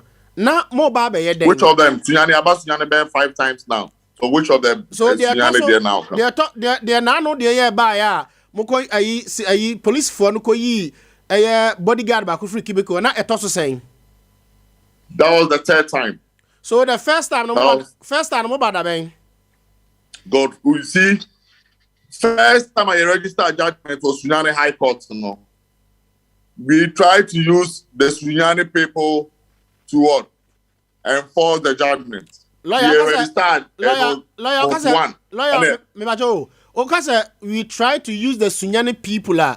Which entity are you talking about? Is that police, soldier, God, or... like I told you, you register a judgment, Sunyani High Court 1. Okay. So you register, obviously Sunyani Court and the registrars were the people who were supposed to what? Help us serve her and thereafter enforce the judgment. Okay. So we got a bailiff from the Sunyani Court. Okay, that's the first one. And that was the first attempt after the registrant. We got a bailiff from Sunyani Court. Okay. Then the bailiff went there to serve her. She was served personally of the registered judgment. Okay. So that was when I said they have 7 days. So thereafter, we tried to enforce the judgment. So we wrote to the Immigration Service and then the Ghana Police Service so that they could assist us enforce that judgment. So the bailiff went there, and that morning, where they were resisted. In fact, because the man is a big man, the lady's father is a big man in Sunyani, and he's giving the impression that he's above the law. The immigration officers and the police officers, at the first attempt, couldn't enforce it. He resisted it, and it was too bad. So after that incident, the UK High Court. Council, first one I'm gonna call Sunyani High Court with the bailiff and the immigration. No, omko servo obano ewo hifa where particularly. First judgment there, you must serve her personally. So the bailiff said, come again. Yo, I know you may serve her personally, but the person to be served may get a residential. And hifa pote na munya as her resident amo servo no for the first time. Ni papa feel servo no. I think I was in the car somewhere. I saw that I took the bailiff to court that morning. So I know she was served personally. Okay. Ni papa feel ho. Yeah, honote. Hona munim se ote. Yeah, all the time she has been there. Okay, nti hona Sunyani High Court na mo grante execution for hona kire se ote ananya sa. Ma me nche wa asem ni mo. Asem ni mo nti amafro no. God, who say Usamaya, Odo residential address, and that is it. And still a Samaya, Oba and Oba Samaya, my client, address to UC, a honey registered judgment, okay, a honey acquired then, Echo Servo, okay. I wouldn't know her address because maybe I come say, good. It's address no UC, and a bailiff, you call to register High Court 1 and register judgment, okay. And the court gave us a bailiff there to go and serve her there, so she was served there. Okay, so second time, so now you're that.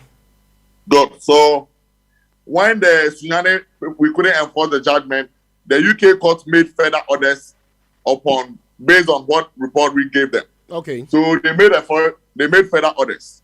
Okay. And you see, unfortunately for us, the Sunyani judges, most of them are on vacation. So for one that we registered it, he's on vacation. And the court 2, where they took us to, the judge is on vacation because we're in the legal vacation period. Okay. So the further orders the UK High Court made, we registered it in Tema because my client lives in Tema. That was the second time. That is it. Okay. You understand? So we registered a foreign judgment in what? Tema. The further orders. Right? And there's a final judgment, and after the field attempt, the court has made further orders. Okay. This time round, they gave 23rd August 2022 to be the day the children should be returned to what? UK. And that initially, the custody was joined. But because she was continuously disrespecting the court, she had lost the issue of custody unless she came to appeal it. So this judgment was. And the third time no, ena mo de ba ho na anu ada ewo oba ne papa fie ho no. Well, let me explain. So after a judgment now, 8 August, NSC of Common 23rd, no. Now we wrote to the court that, we had gone there the first time. We made some resistance through the father. Okay. And the police in Sunyani, because they are so familiar with the man and the people there, the man is a very powerful man in Sunyani. I understand he has a lot of employment, buildings and all that. So it's like he's a law unto himself in Sunyani. So we had to pay the court in Tema to help the police or to give us, let me say it this way. We pray the court to give orders directed at the Kumasi Ashanti Regional Police Command to assist us enforce the judgment because the judgment had already been registered. It was the further orders that we need to notarize and let the court know that these are the further orders the UK High Court had made. So when we did that, Counsel, help me here. First, second attempt to say obey execution no from the Sunyani High Court. Do you want to tell me, say, Sunyani High Court no a police for or the mo say the first and second execution no woman to me am and that the third one no you have to see the consent of the Greater Accra Central Regional Police. Yeah, the judge. We prayed for an order directing the Kumasi police to help. And then I just say police for woman was Sunyani first, second woman to me am for your execution. You won't believe it, but that's the reality. Tell me, so what happened for the first and second execution by the help of the Sunyani Regional Police Commander? No? What did they do? And then that caused you a failure, and at that you have to take another police officers from Kumasi. What did they do? I'll be happy to be looking at you because I can't see you. I'm only saying, yes, great. So what I'm saying is that, you see, I don't want to prejudice people's actions. I need to give you the information. I feel you can verify the information, but I'm not going to say something that will put somebody's work or will create disaffection of the public against the police. You understand me? I don't understand you because you see, as I'm talking to you, I was a police officer and I personally resigned. So in terms of security, I know a little about security. Because I was into police. So I wonder why police for region and when your execution from the High Court of Sunyani for say Yamajan Kolan and from the court war a year a bruche. Now police for was Sunyana and me am wow. But this time around police for now Odium by an a year Kumasi a police for. So what picture? Security wise, what picture are you sensing into the people of Sunyani when similar case happens in Sunyani? What fate you have in the Ghana Police Service, Sunyani to be specific? All right. What am I saying? Oh, perfect. I'm happy you are a policeman. Okay. Yeah. I'm a former policeman. Great. So you know how the police operate. Good.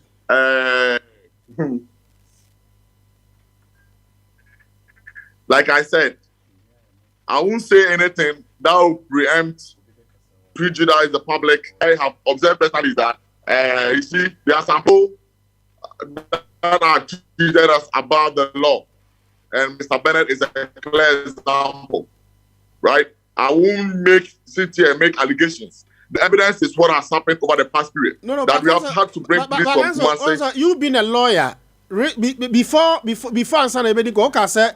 The police officer could not help you because Azon Shibi said the man is a big man. He's an entrepreneur. He has so many firms. If you say police and he's a big man, he's an entrepreneur, what are you trying to tell us? What picture? And how they mad the people? What picture are you painting to the police officers? Yeah, what I'm trying to tell you exactly is what I've repeated.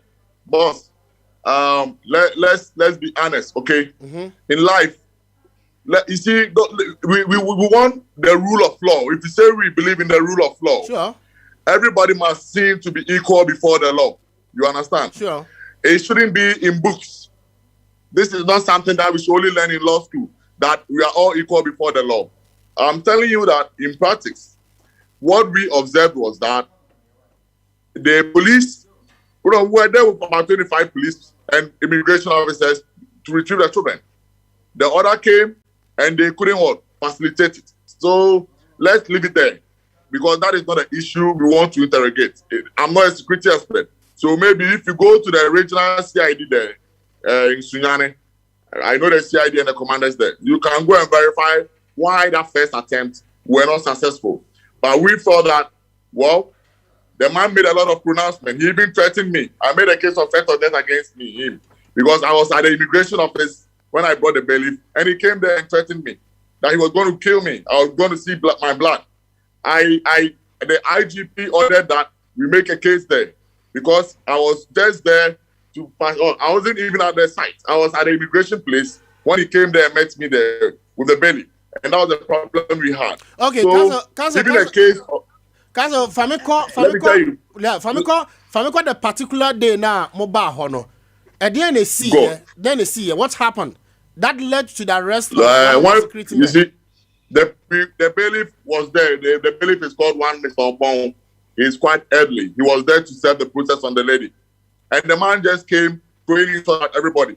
We were there outside there waiting there, because I couldn't be there, that close, because I had to be at somewhere else. It's not right now, I was there.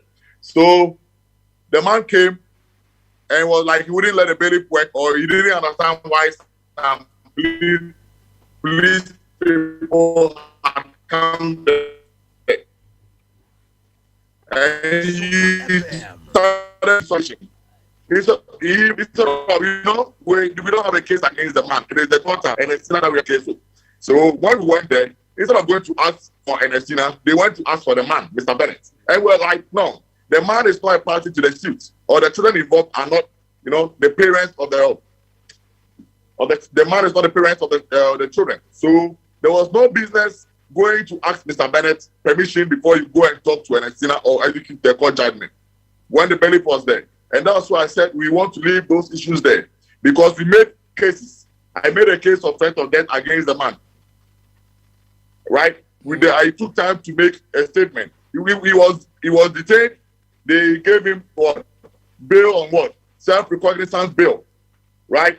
Now I hear they are petitioning the Attorney General of the Chief State Attorney in Sunyani. That is one thing for another time. That's why I tell you that, boss, will be threatened so be now, report case is not police. Now, they see them who will say there is any justice being done for you. Do you think you trust the police? Cousin, when you get a case reported that it needs to be investigated, until investigation never ends. ABR, you are report, they are doing investigation about it. And sometimes, in the Security Agency Act, when you are being investigated, that it needs no interrogation unless you finish the investigation. So when a case is being investigated, the lawyer for the man can now petition the Attorney General or the Principal State Attorney to call for the docket for advice when the investigation has been closed, right? Is that what you're saying? Depends on the case. Exactly. So that's why I'm telling you that. So I'll make you see the color of your inside, or I'll make you see your blood. I will shoot you. He was very specific. I was going to shoot you, and I lodged the complaint. The IGP called for the docket to be transferred to Accra. The police in Sunyani has still not returned it. The signal was there. I was in Accra. Let's bad scene. What led to the arrest of one of the security personnel for Sam Bennett? What led to the arrest of that security personnel? Great. There were 3 people who were actually arrested. Right? Mm-hmm. So when they came there the second time, I didn't have to be there. So I was informed by my client that while they were trying to execute the judgment, that was the first time they have brought police from Kumasi. Mm-hmm. Around 8 p.m., Mr. Bennett called him that he should come, let them sit down and discuss the issues. So whilst he went inside, the police who came there too were like, look, the bailiff said he needed a white docket.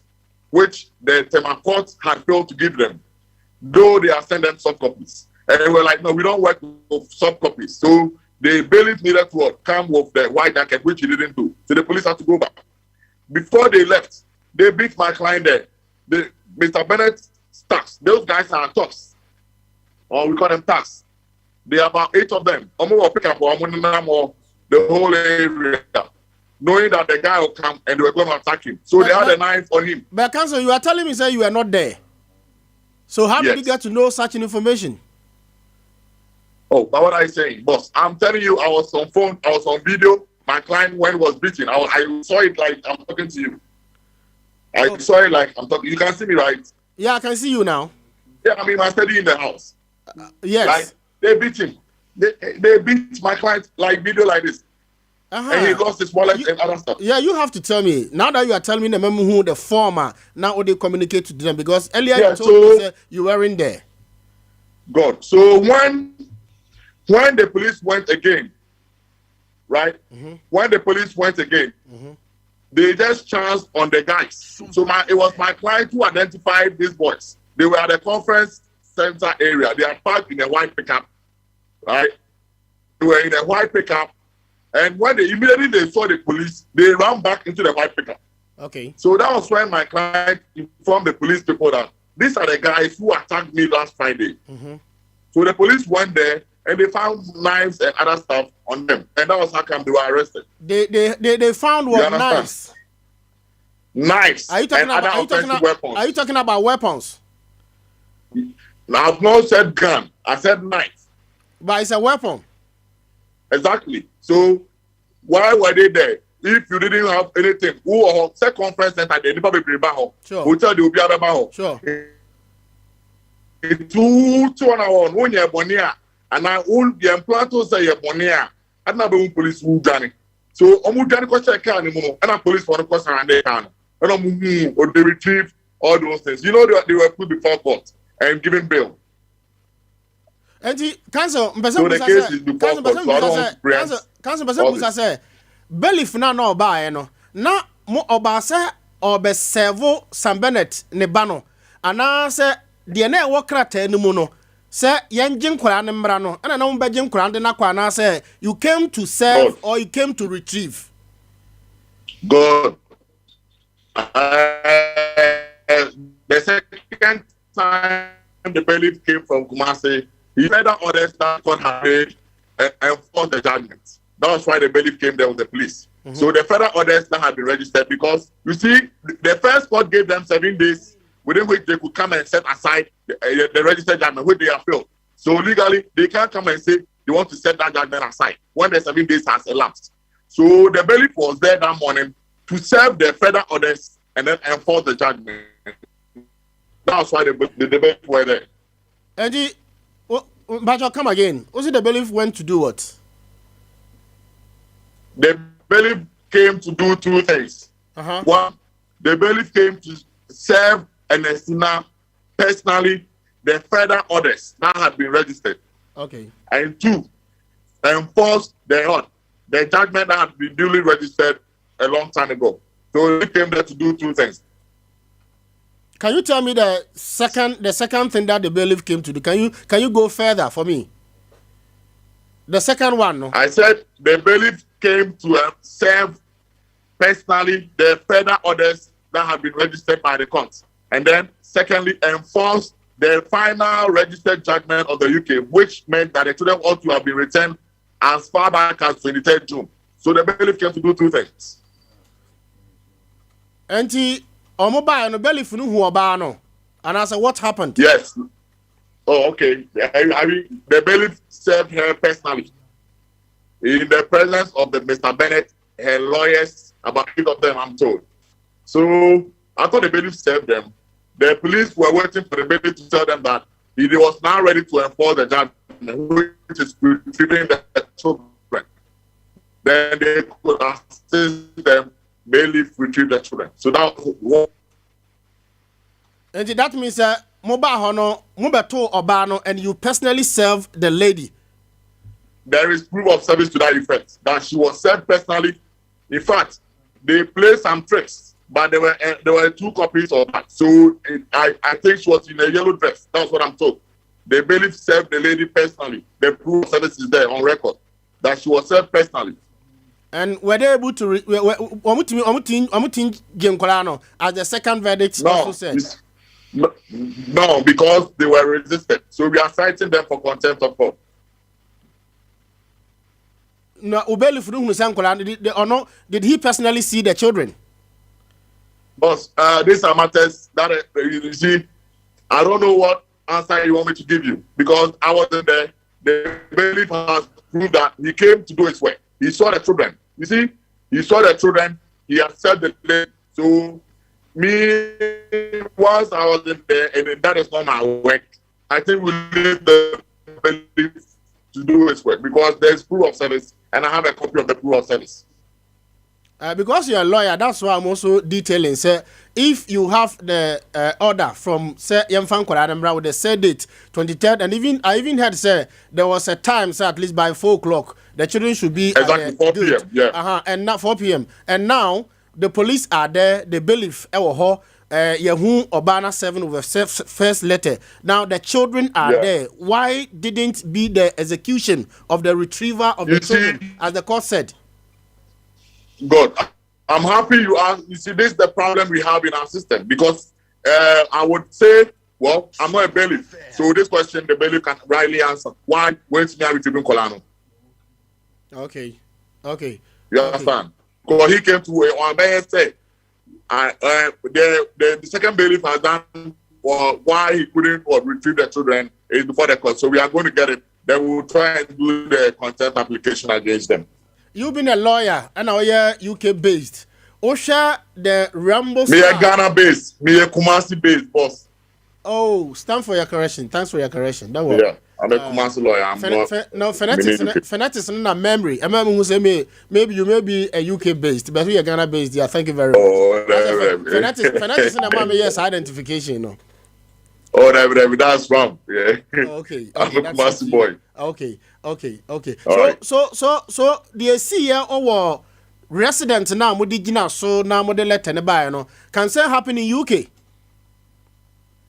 You see, let's be very circumspect, okay? Sure. In life,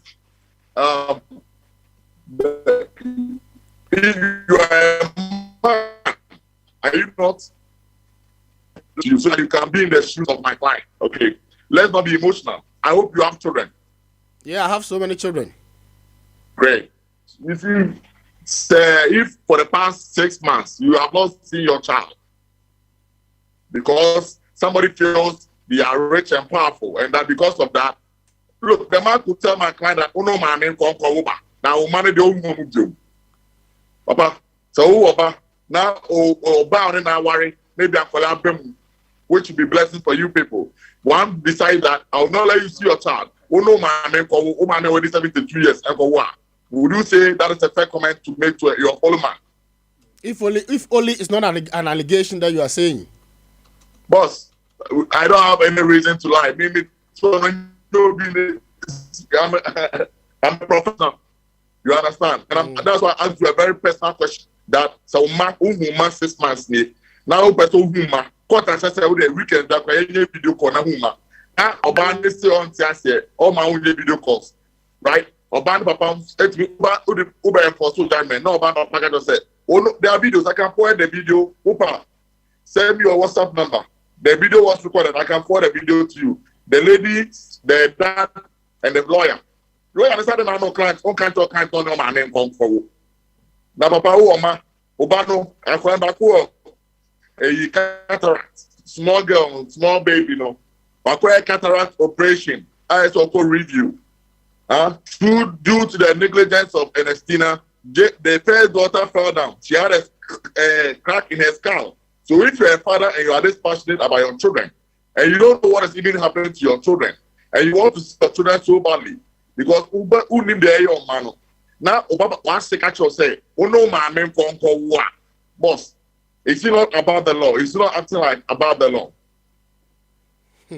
I'll forward a video to you. Okay, I'll be very grateful for that. So, I'll send it back. No, I'll do that. I'll send it if you send me your WhatsApp number. I'll do that personally from my phone. The production I have that video. The production team know Asando high, so you can post any other information. Infographic will be able to media to Swama in. All right, I'll just send you that. No, only that video. All the other documents. Anytime if you were here personally, I would have given you copies so that you can also read and understand what is happening. You see, it's more or less like a David and Goliath fight because the man is a very rich man and powerful. And he will turn back and come to the media and say the law must be respected. The law must be respected. And when he is the... Yes. Adana, the man is a rich man, the man is a rich man, the man is a rich man. Do you perceive exactly because of his richness and his wealthness and intino? And now Monty fan Korano Ankwana. Now Obiswaka said, a post for baby mobile armed police officers. Why, in spite of the richness and the wealthness of the man, Monty fan Korano? That's why I said I'm not a bailiff. You see, it was the I wouldn't want to use the word the failure or the inefficiency of the bailiff. You understand? Because the bailiff was supposed to have gone through all the rooms in the house. But the bailiff, when he got to the hotel, only came and spoke to the manager. I was there. I did a video call. And he only spoke to the manager that, have you seen this lady? And the manager said, she's not here. We were reliably informed she was in one of the hotel rooms because her car was parked in the compound. You understand? So let's not forget. Was it in the verdict, sir, they should go all the rooms, all the hotels, all the rooms in the hotel? We had a search. You see, let me tell you. Is that the search the residential address now? Ubesi or not the buy rooms, and I said they should go and search the hotel of Sam Bennett, who is also not part of the issue. Hotel. Okay, boss. I wanted that. How can you search a hotel that belongs to Nkrofo or be in the businesses? Thank you very much. Medasipa Achoti. Mitie. Who say in common Mr. Sam Bennett in common Ayedi. And then the bar and Estina Usua Bennett. Sure. Because of the role he has played. Okay? I said you Sanka Colano and then the map. On only Bani and Estina. No. It's either I can hold Jassem. No. Then Estina need to crew and no Mombasem. Yanka. Sure. But what I say? Sure. But Mumu media and you know can say the resident Sam Bennett. So it tells you that he has played very important roles from the day of I thought I can say in Kuala Lumpur from Free UK and Magana no basically he continues to play an important role because in the life of the daughter he feels anything that comes out he's the one who's supposed to face it. Council, like I told you, Council, you've been a lawyer. First one, Maba. Second one, Maba. You've been a lawyer, no? So when you say Sam Bennett has been an obstacle to your construction, other than legally, I haven't said that. But I say, I haven't made that statement, please. But from your statement, I mean, who say Sam Bennett as being the father of Nipa Mopen and Manafri no Hono, or yeah, obstacle with your operation?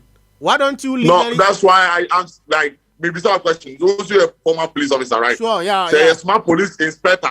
I could say question maybe sound. Yes, my police inspector. Self a bailiff for not pay Juma way. Now police inspector no go draw on him. Bailiff no go draw no kochia. Yes, yeah, share Ernestina. Now security man still Ernestina they owe them, right? But ne papa sorry oba.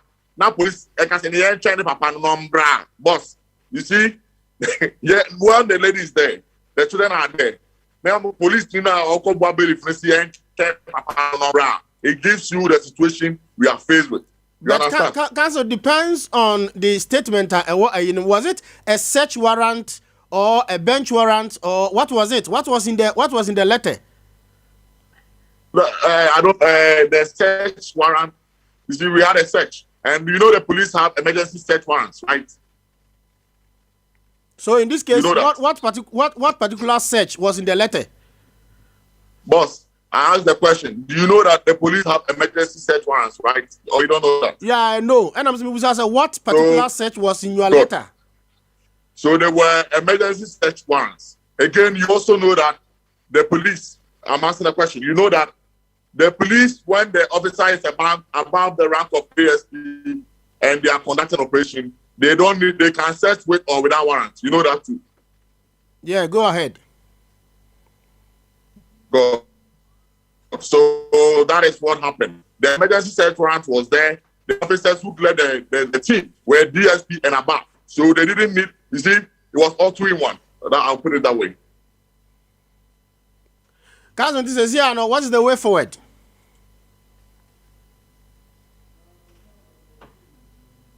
Like I just told you, we once we have evidence that the lady has been served personally, and there are people who are preventing her from respecting the orders of the court, the appropriate thing is to go back to court for consent application. So that's what we are contemplating now. Yes. We'll cite them for contempt, let them come to court and tell the court why they feel they are too powerful about the court. So they can choose which court judgment to respect and which one not to respect. So that's the way forward. Yes, that's why I'm saying if you get to know say me didn't Nanapoku. So I want to say Nanapoku interfere more operations then Nanapoku should be cited and face the law.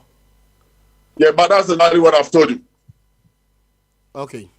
You understand? Okay. So essentially, even your media reportage, the issue has nothing to do with Mr. Sam Bennett. You understand? Mm-hmm.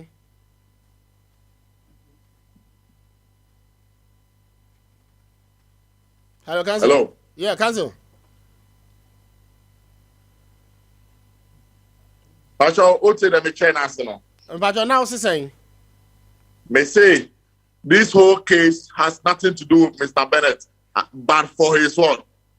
The Ombuama Belly for in your Medumano. About for no, and Colana Mr. Bennett, it's a certain fan of and a still need to Emerson. Any issues are every Friday. Once into Mukramo title now, must say the residents of Mr. Bennett and all those things. Like you are projecting that image so much.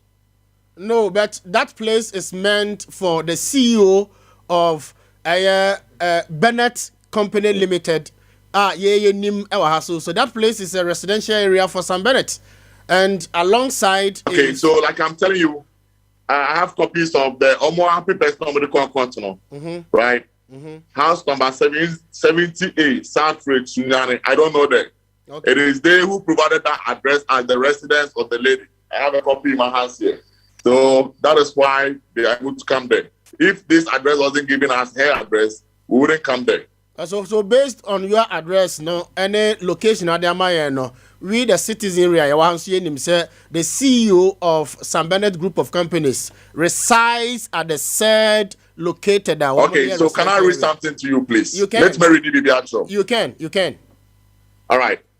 As Sunyani, no. Sure. Wow. Sure. Ernestina Bennett, is it like Eric Asante, Swindon, UK, versus Ernestina Angela Usua Bennett, defendant. Okay. House number 78, South Ridge, Sunyani. Okay. It doesn't mention Mr. Bennett. You understand? Okay. So that is the address that we know belongs to Ernestina. Okay. So if you want to look for and lawyer Emmanuel Amwa, as a journalist, I also have in my site that particular place, the South Industrial Area, block number 70, is a residential area for the Chief Executive Officer of Sam Bennett Group of Companies, and where some of his companies are also resided. Sompa 98.9 FM. About aha, and a jumano. Ha, mama me na me ho sisi a mra ho. Na me ba sisi a mama me just few minutes. Sompa FM. Na mama nom ensuo kakra na miko UK mabere. Ba sisi a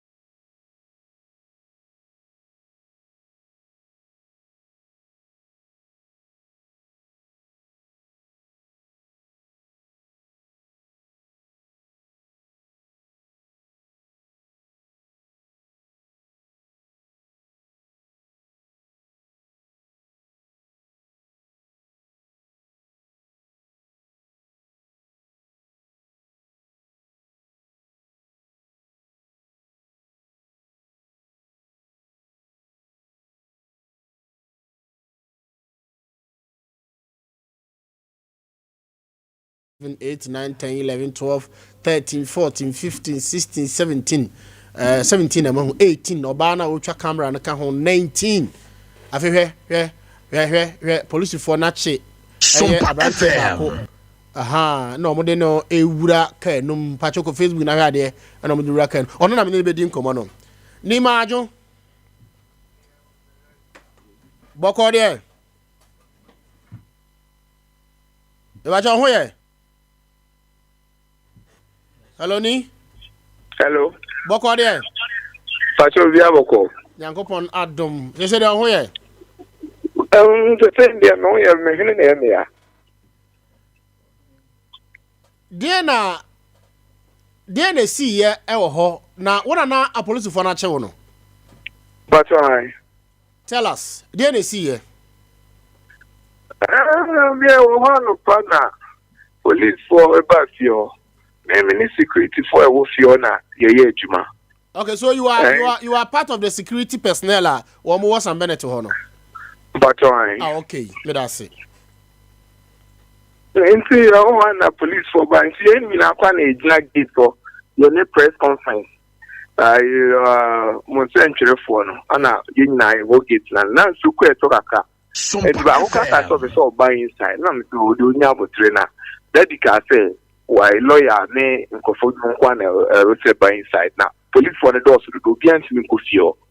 Nti no omo lawyers ne omo ampanyifo na ogumna ye mo mu afio nti omo no ye omo kan issue ni wi nti no actually kwa na omo beko no ana no ho na police ni bako ba na offense o memra nti me ba ya na ohudu me say yenko Sompa FM benyeri menim de maye Endi yenko ya ba so metio Endi Sata mo chill na no mo do pie ni sata na ai Sam Bennett chief ene mpanfo na mo wo fie ho ana. That time no mu kwa ma pio ama wie meeting now our inside crowd pie into that be can papa Sam be can say oh then am dey here me bai e ma police ni young boys ni be etia that people Ba kuna no hye che no. me na what na promotion security no man sit down who ba we no we na wonti ngu achi. The mu ya police ni na atia. No se bone be na waya o mkochi free kibiki. That be so mo say we miss why den why mo den. We miss why mo den no one no shout daddy. But once the guy said na o kasa no radio no say no kind police for no. But honest with you van na mo na ho na killers ni na go. Police for a good van na ye police ketwa. Anti van na police for gum. But child boss van no police for a gum no na ye police ketwa. Matie for monko Facebook. On se kasa na egu na ye miensa pa jo hwade abrante ene no e kase ono na wo mo ahupu no a na wo mo hwe police for 1 2 3 ana na o ma hold no na wona na o she na uniform be na she no Pachosi na uniform be na wa she no that time na me share once after be me share adwuma na pinche no I used to wear my jacket. Okay. Now if na my pain na be na my shemete then I wear my shoe. Okay. And omudu wura car no mo no what did you see? What happened in the car? Was my they see what car ni no. It say work on Mina Casa, journey of no return. Hey. That was kind of experience. It was a very bad experience. I wish that I wouldn't experience this kind of feeling. Like this experience, no, is the worst feeling ever. Sompa FM. Because say what we are came police for actual. We need the wire. We need money. We are came man now with the two to elbow when or move two blue or be two. We did see our console. Oh, what's not say that form. Ni odwani bua. Odwani bua in assumption. Police for no mo work no mo no. Uyi wo ma na wa abonte. Wo ma kwoto work no mo ya be sen. That side other side once a two chairs na a 10 It's the other side, and the police for the 7 and now 8. Hey. I know also, and the other side, that's the number. And if you cry, sign a good to go back because of the same in Nina.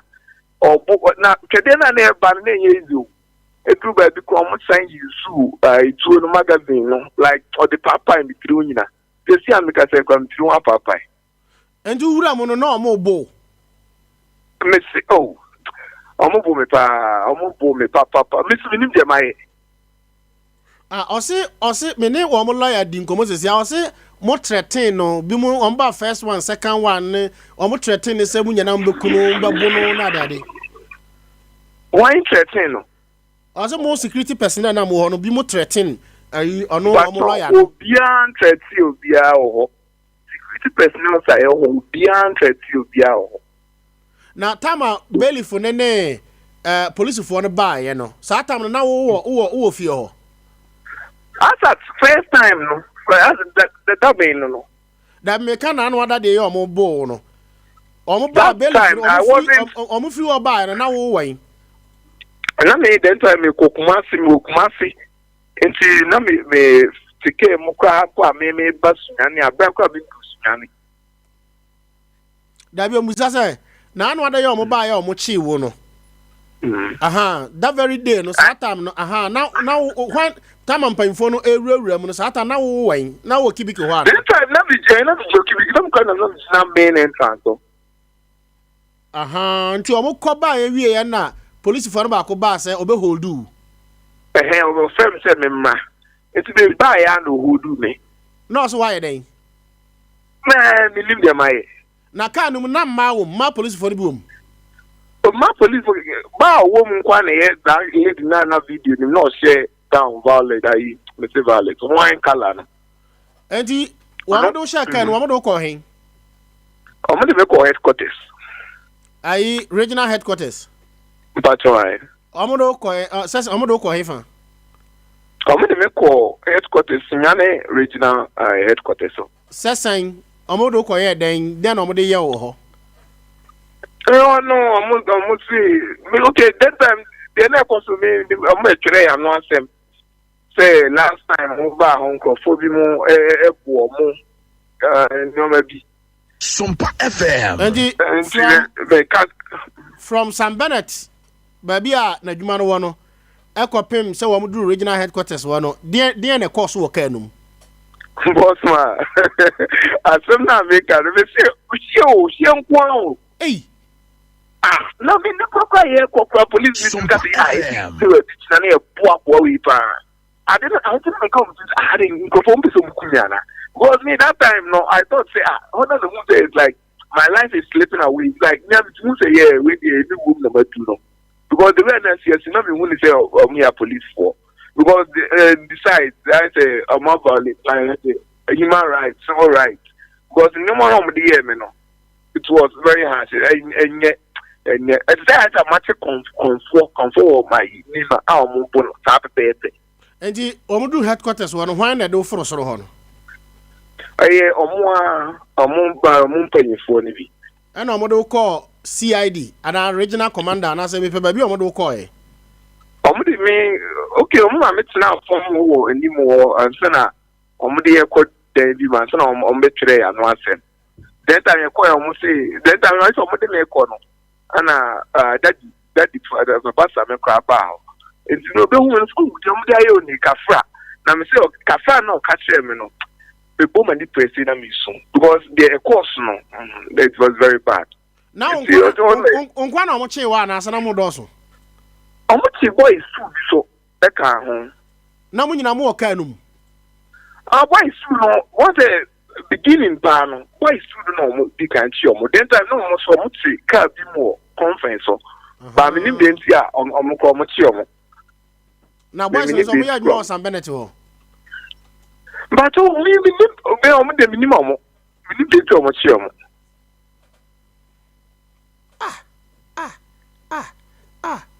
nti omo twa wa no asem wie no den e si ye ati hono omo de ye ko dance cells nti ade twen na omo ye ko court omo do ko to cells yeah ana ade twen na omo ko court Bachoi. And on my bill. Bachoi. The court be no the ball. I'm the court. I'm saying me, I'm saying a suspect. Oh, yeah, suspect is what we are welcome why what you try to finish. Last time no buy ya more man ya mojuma. Ni Yeah, boss.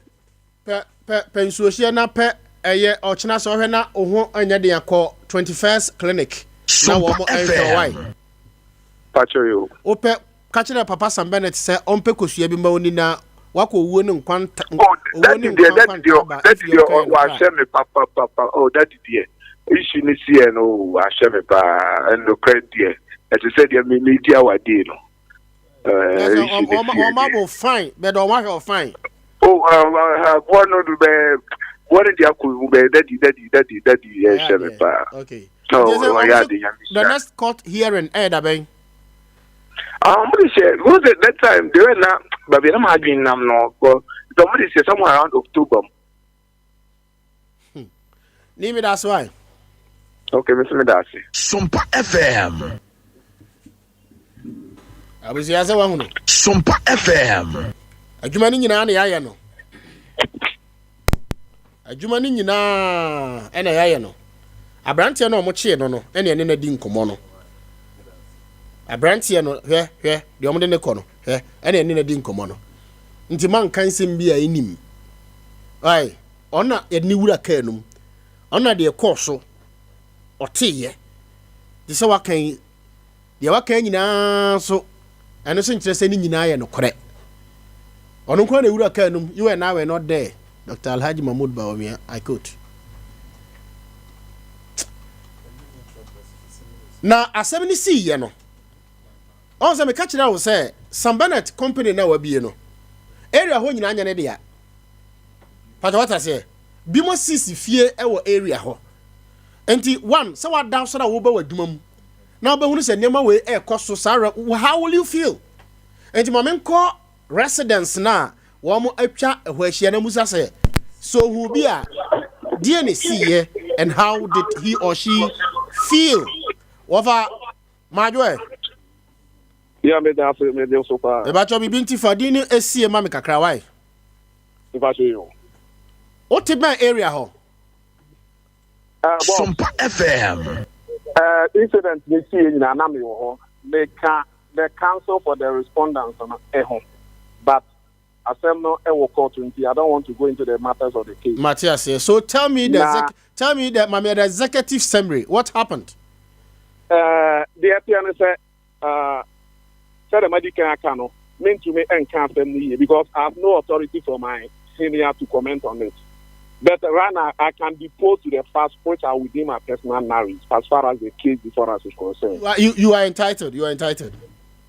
The senior and the council for the respondent, Obama. And the Yawa that no, that's Wednesday. Your office and now course police for about Papa Sam Bennett in fee until here in Sompa FM. Police for us kata area honina. Okay. Empo yan yeru room no. The reserve say omo mayi room. Na senior car say ono na ye the council for Mr. Sam Bennett. Then they allow us to enter. Yewura ho no. Na police for they came with a bailiff from Kumasi. Meaning but for investigative purpose my name from Twitter. Na bailiff no. Bailiff no free Sunyani ba Kumasi ba no. Oh, don't worry because the complainant no so the lawyer me no din komo sisi ya waboni din until you don't worry. Okay. Until say when a woman din there don't worry. Oh, okay.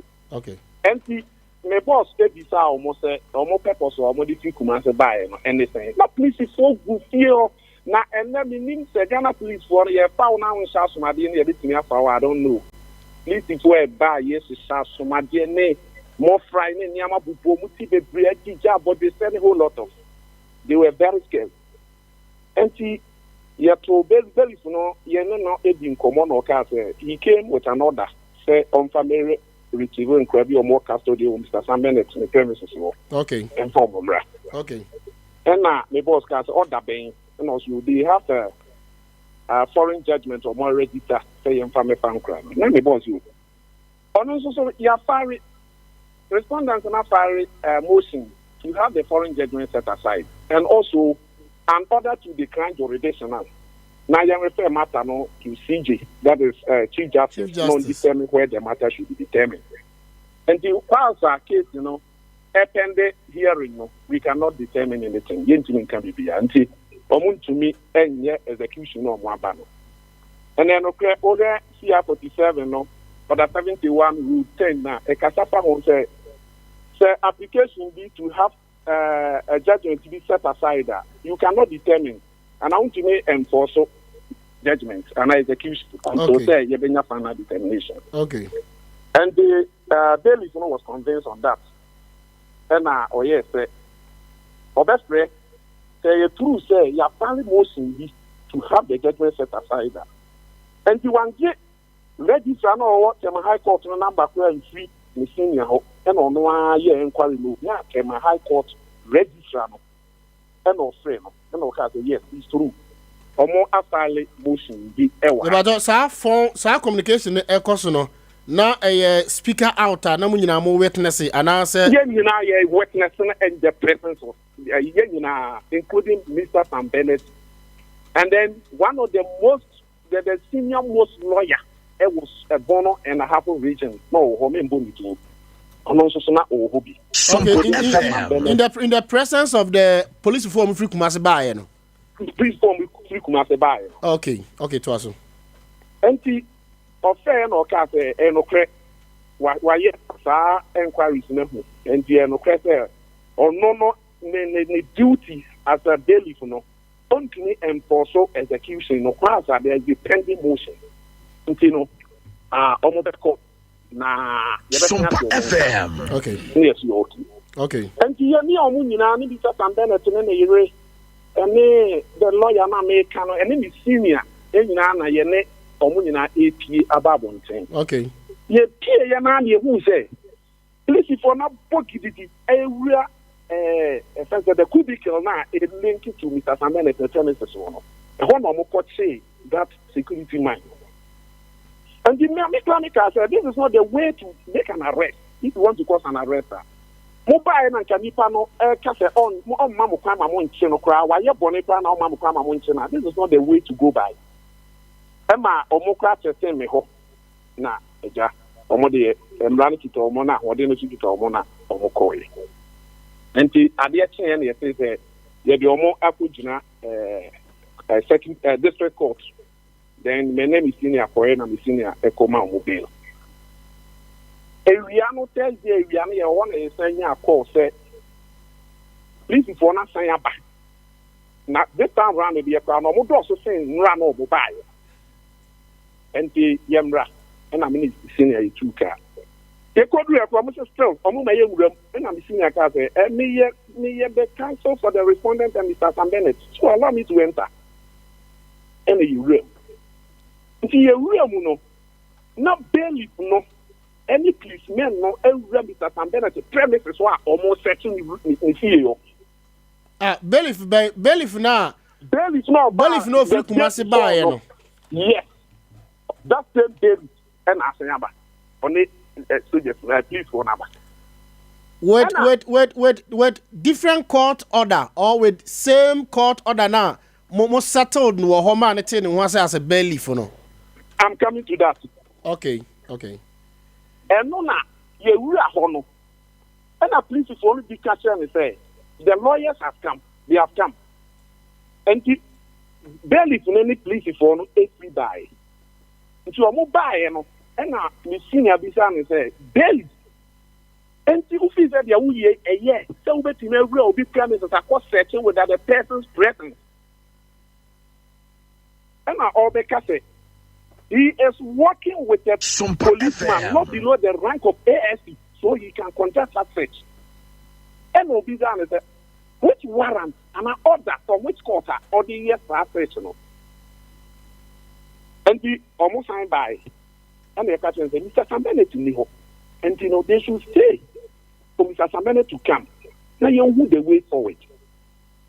Now, any more after Namra, you know what can say. There are 20 motions, so you cannot enforce execution. But why now today?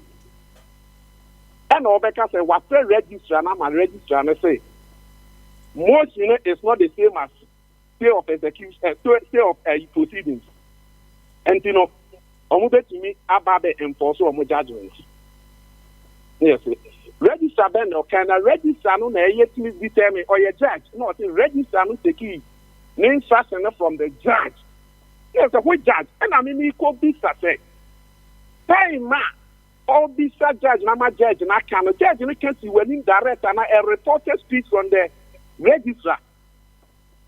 Police before mobile and so Omoko Papa and Makobita question. I'm over booming. Master, that day, no, at the residence of Mr. Sam Bennett, you know, we were forced in prison without any reasonable means of escape. I tell you, my brother. You were forced to what? Name a master may call to Abana police before keeping me hostage. He tell two whom you can't was with you. Once I will on the you are bound to me. Now, when Mr. Sam Bennett buy all bands on one renowned businessman do Sunyani Bonnie, and also so in a damn for or can be no buy. And that same senior most lawyer and also so a bad. And Mr. Sam Bennett in a bank have one back over Casada. Or one real bedroom or crack of section. Master, a planning man Kokai. Or when you have book the air back, Rano swap about the Puno. And I make a catch commander and said, Master, call your guys to order. Omuko Papa and Mako Casa. A baby and I was saying, Naim near transit. Okasa show. Omuna back. Then they went ahead to even threaten Mr. Sam Bennett and Manka for they know them in Kumasi. Their campus, they would deal with them equally over there. Look at the threatening they are threatening. Who are making that threatening messages? Are you police for now? Police people that came, police for now, Mwabano. Say Yenimu, Kumasi, Yenimu. Threat, you see what we do to you. And what their campus, Yenimu, their campus. And tonight was a Yenina. They am ready because they are a civilian. Abubakar bin Kitai, Nakambe Yakunya Bani Sekai. And Omodi a true na Sompa FM. Anna, the senior most lawyer no Kahono.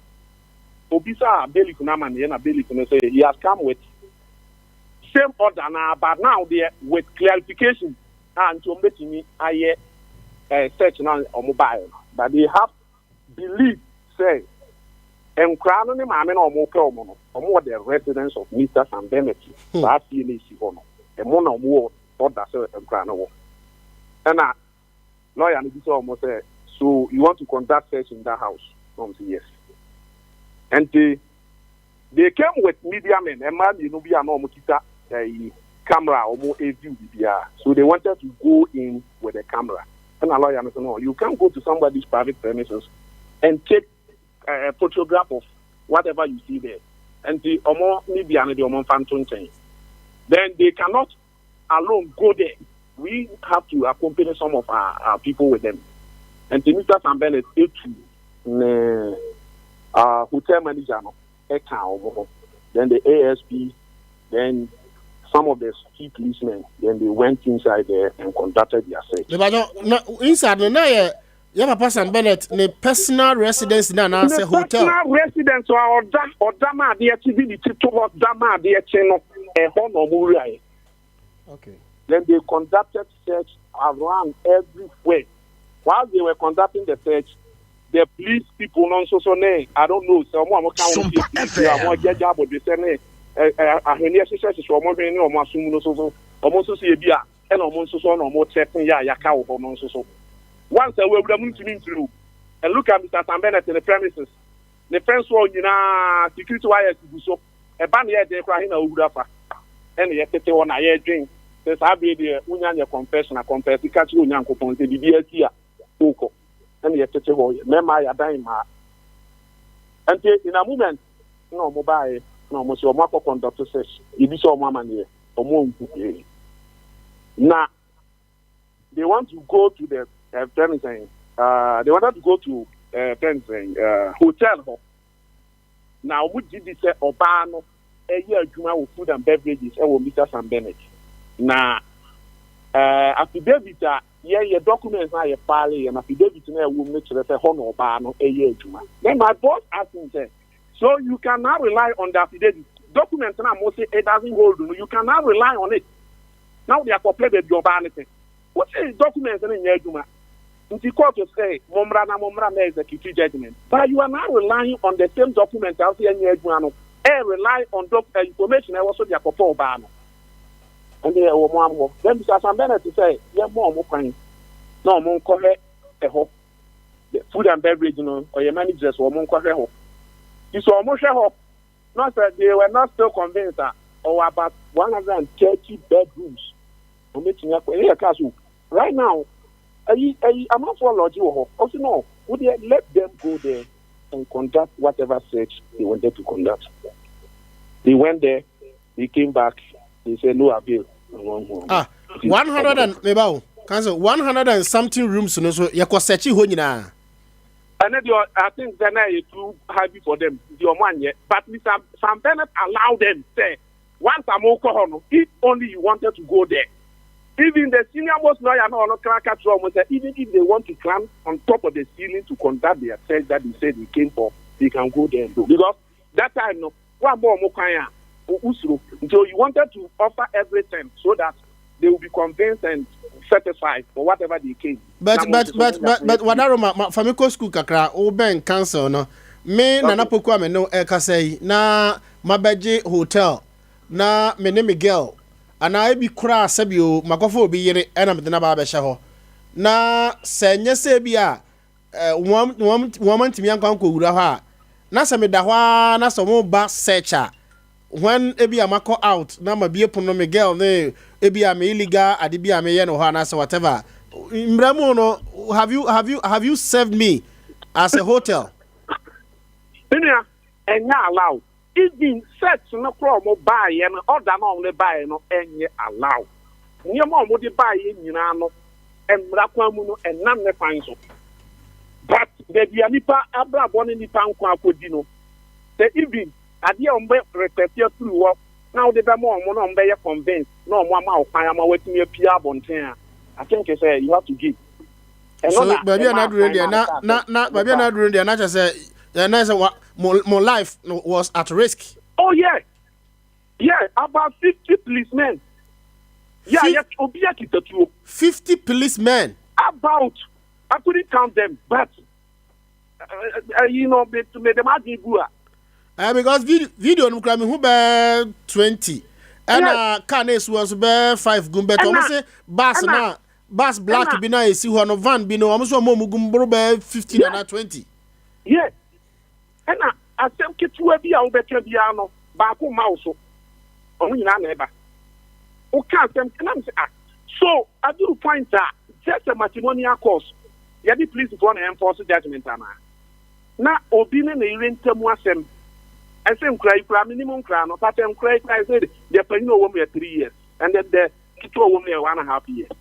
Now let me Emma please for with this macho people as my dear so muntem a true William Van in a for a bar at the enforcement judgment. Now ye koya na e buy. And see master now the 2 years e what that day no. And the muna mo koma ai di omoche no muna mo koma the bill. Oh yeah, the thing and I command the now question where the say leading question of fachem say leading question so there institutional question na no so dey achame dey people say me the lawyer no wo lawyer di nkomo mo ka say wo ba first second police for wo sunyan amwa wo mo nti na wo the police for free kumase na e baaye but this time around mo court ho na mo ma mo security personnel na wo man prosecutor mukoma ne bill no police fo a ewo sunyan na a prepared docket e de kobo no kwadu e wo court so eto ne e dey why are you now going to the regional police fo am so omamwa mo no omumo na e prosecute but when edru friend is saying say you kwachi ekwede dey wo hono there also you don't have faith and confidence in the police service but do prosecution there police for that jurisdiction now so nji omunne no omuna koye prosecution mother Sompa FM atense be ma me no mi nyina Buame na me no nyina ye ansa. Buame na me no nyina ye ansa. Police for na de accused persons no ebe gina court no. Sunyani based policemen, prosecutor no Sunyani, investigator no Sunyani. Omo nyina na gina homo a ebe bo mo call before the court. And it's not paid for them. Okay. This question will go to a lawyer now. To charge Sam Bennett Nasidadano because Mentias or catch them say, okay, the Mami Musa sa lawyer Nangasa. Council Pachame, that's why. It is so far. What next? The course in no Embremo no. What percent what next legally the one you want to say the example said there's a motion pending good hearing 23rd of September okay Tema High Court okay so you rather will go to Tema High Court okay but and America say your party motion to have the foreign judgment set aside. Okay. And yes, time filing motion for an order to decline jurisdiction. Now you refer matter number TJ. Now Wadaroma say what me can bro say dia fabra from mame. Me mame chairman ta odoma otiem wodi aba. Ebi ano ono so ni mba wa buruchiri say be ya ye betimi de asua de no. Motion to set aside the judgment na. Judgment na court na ma. Foreign judgment na ma. I dey free am on no. Wama judgment no. But yam so ya file motion say that judgment no. Ye hwemu nsem ye hwemu niema. Ghana court no. Enhwem so boku na ye yi a Ghana court no mungu na. Okay. And order for order to decline jurisdiction. Na yam refer matter MTG no. And also say say ye the assembly court to be abi. Now, Susie, baby, or more they asem no corner, and yet the appropriate forum, and yet court twice at the ADSM no. And also, so no, put to me apply to for an order to decline jurisdiction. Now, you decline jurisdiction now. Court no, every fair matter and the chief justice, no. And so I determine that appropriate venue in the ASM no. Now, you know, now you mean say, Obama, oya respondent no Sunyani and if anything and what say Sunyani High Court. Okay. Why High Court and the order for to decline the jurisdiction of the court no and also so no. Okay. Thank you very much. Thank you very much for your legal education. But I think pacho the BCB no for the purposes of education tina mama ya swate na nyina de asua de nti dachi obia ne obia yere ewo amanone ana obi ko ware ewo amanone ana se ne baba na so pacho mo Italy mo Spain mo UK mpese mbe ye oba no ho de a na enyina ye de asua de na afi hunu ya na mo foforo why medase yo Sompa 98.9 FM Wahu se ye no mumeyiwe ni friso mame na monkate na mame ya mumeyiwe ni friso mame na me mo ya bo ya ba man kan kira mo se ya ba na wo so pensemati ensem na ye pi bi mu fra ni nsem pi ba nsem no a ye pi do de asisi a ye timi ye mu nhwehwe mu kodoko uwi a udi bi ye afutuo na wote ase na hunu de ekoso na hu nsem asisi no ene efre no ensem sisi enti ntie nsem pi keke but tie nsem pi na asi no de asisi wo ma obenya afutuo wo na ewo sompa enti ye nie ya ba sompa ya boy ya ba sompa ya boy ya ba sompa ya bo ya ba ya so case mu a say ya na tie Tarawan Media Sompa TV Sompa FM e ba cho say ukọ YouTube nso a Sompa TV Ghana ubenya babia 0543989989 0543989989 989989 executive producer say me 0 ni nyede 0243 umame na so nwie 0243989989 menchia no eye Nsem Sisi o. Hello na Poku Piesie why nie na Poku Piesie chirimoja fo na Poku Piesie yentio Oma yasia na papa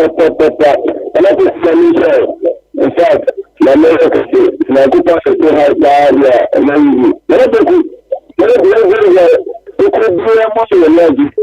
na things can make us a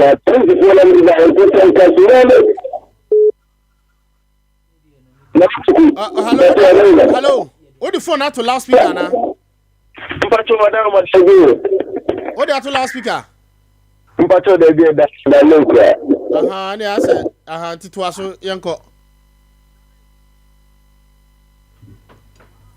Hello. Mama. Asana ya modedo do ntimu bie ma radio no nkofo nkakra wai. Ma pina na. E ba jo hwani. Nana we bacho ya trami otu for this year. We ka talk to New Town. Tetrem New Town. New Town. New Tribune. Ewo Odumase. Odumase New Tribune ko fia Tribune. Me we do mo na mo ya to ko fia Tribune. Yanko. Awara mi butu na dia me na wo ka sai. Na me chi wo ko tie fo na tia me ni mo. Na me se mi so. Na hi fana ya uwa ko ti chi se mi na de betwe. O say. Fana ya uwa ko ti chi se mi na de betwe. Terra One Media, ye ba say ye be som montia ye sompa. Na wo pa o. Ye mi producers na. Mate na na tia ono tia me ni mo. And then I catch out some points out why I'm a different way. If I'm in points out, I'm going to call for the station of more one of them function and media. You, Martin, me say hello. Hello. And Nsem Sisi, make us every balance up. You. Let me be say. And the police phone a buy in Nano. Obi Kumasi Foana. Wa mu nyina free Kumasi. Sunya phone no man be see almost. Then and almost ya, the commercial putting prosecuting. And no na Nyankopon ya admo chena mebusa regional police commander say ye chiri ko kwa ye dinaba. And that's it. And one am person me da say ochena so meto aso wonim say sompa yasam no sa na tie. Hello. Udi u kasa free. And the kwa so me kasa free bloku. Epo Johnson kakape flower ni. Kakape flower yenti o. That's the any because man more about so. In fact, Jumano. You know, so back when you knew Ghana ha. One day we are in Brescia. Yanko Pon should have non phone come water. One should have a for you now, non wife of Papa. That's the Yamin. That's it. Wako fama chuma for aba bechi nipa usunye ha. Eduru tama ye yusu ya adwene de atwere borofo ne de ya. Osema mfa nkomo sunyanfo. Na sa ya yete borofo sei. Ochina. Hello. Memma Nsem Sisi o. Nsem Sisi. Odi ko ja free. Me kasa free ba kunyama. Me bo wa ba. Enti o. Papa na woni ni kasa e no. Ye no papa bebre akasa o.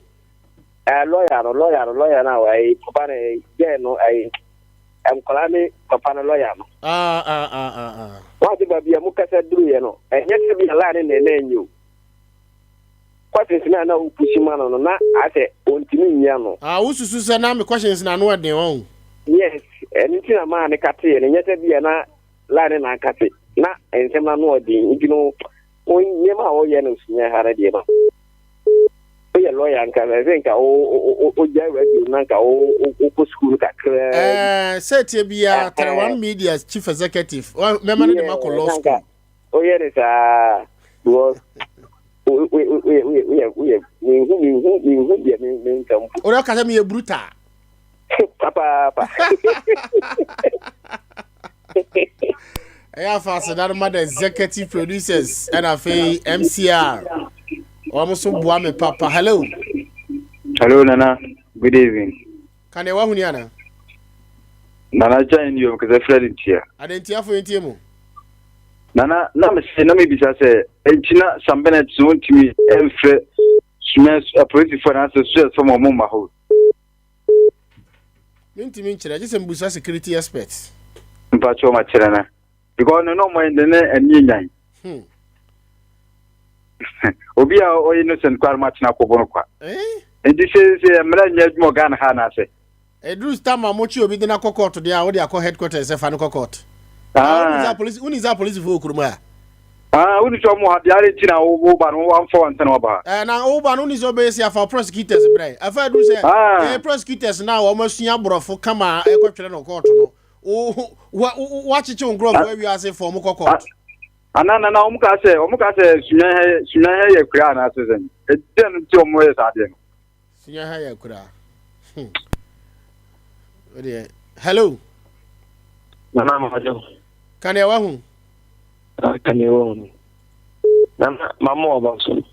Oh, boy, you are let me ajamo. Nana, maintain my biasi. Nana, what I want to police jai. Who policeman? Shall somebody? Can I want who the attorney say? Ura the Security Agency, Security Intelligence Act now. Yeah, well, Uncrophobia from national security. National security BNI for no. Yeah, Friday be disguise. Yet me ma yo want to say. I'll bet media francophobia. To national security, I had a mancophobia on about yourself. Obo ha, yet mission as my dear. Yet me be no for special purposes. Serbia, ye do mo call am robbers anase ebi amokochi ashawofo anase mokochi abogafo bi ma what I say now the safo na fra now the omukọ bi a disco na wano kro mo share uniform now the omakọ fra na omakọ pick intelligence but enyan kura mienu a wo mo UK ho amanso ye twe a ene de sa asomade ne ko ye de omukọ ba bi a hardened criminals wo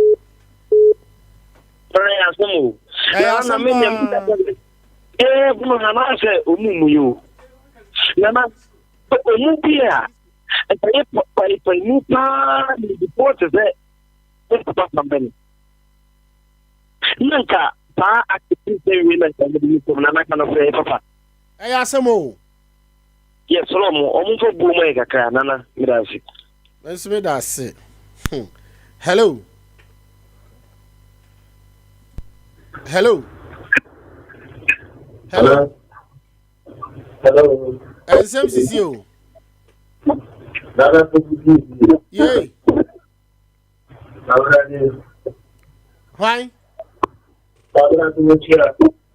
champion organizer Nana yami ad much na me ba why Ana ma ba we mu sen ni mu amamo yenti o kwabra ma tell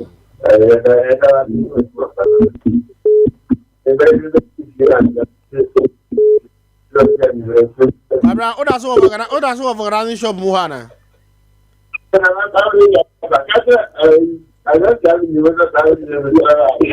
Online munya kra na wo do masia.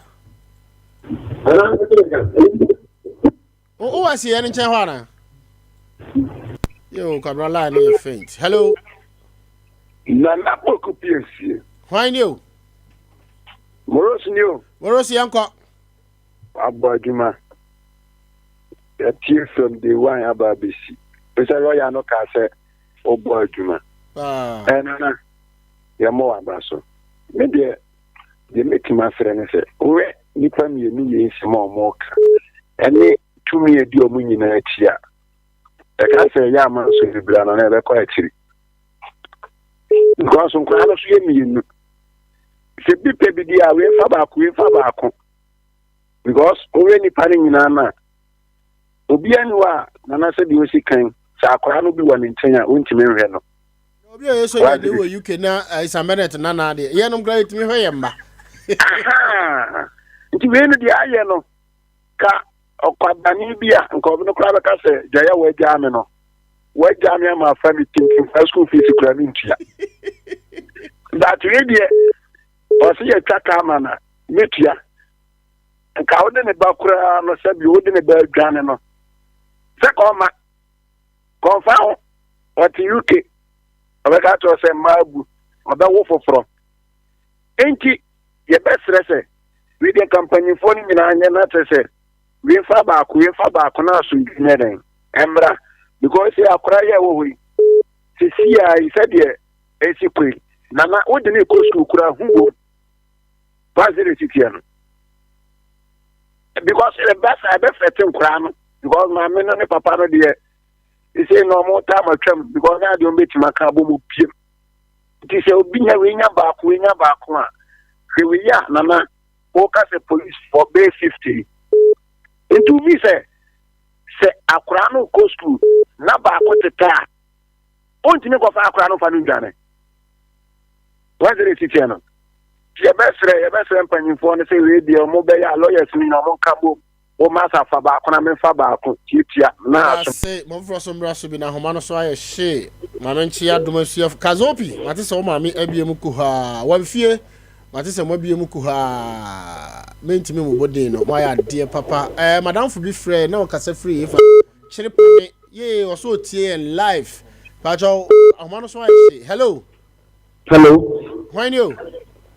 Never do like I say. Honorable. My boss. Ain't you boss? In Zimbu Hormone, Nanafuku, we create what? Aqua Ufo no Muda hole. So for the UK, the Bible. That's all. Well, we say, Nana, a Jumana, we know, that's Passabono, and then I say, but because the way I see it, I'm also surprised. When we question now, no, be out for a lawyer. And yes, I'm Homanina. No, Ugani, no, means a come out, no, why police you can not, no, okay. Hold on, ma, not open quieting. A few of Homano, so no way in your line. Daniel, no, with the Namia say. Your papa somebody to me sound correct, no, Sunyani, who is the hand me as you crew.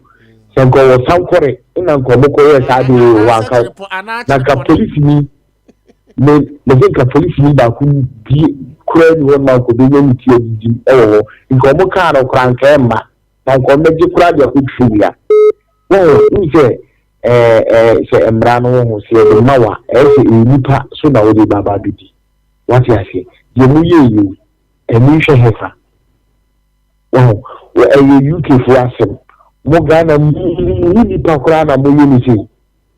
Immediately, so because I will come over here, if I found a million and near from one, we are not a Casano, Marcus, one former social works and now environment. Would you agree here? I'm a kind of yanker.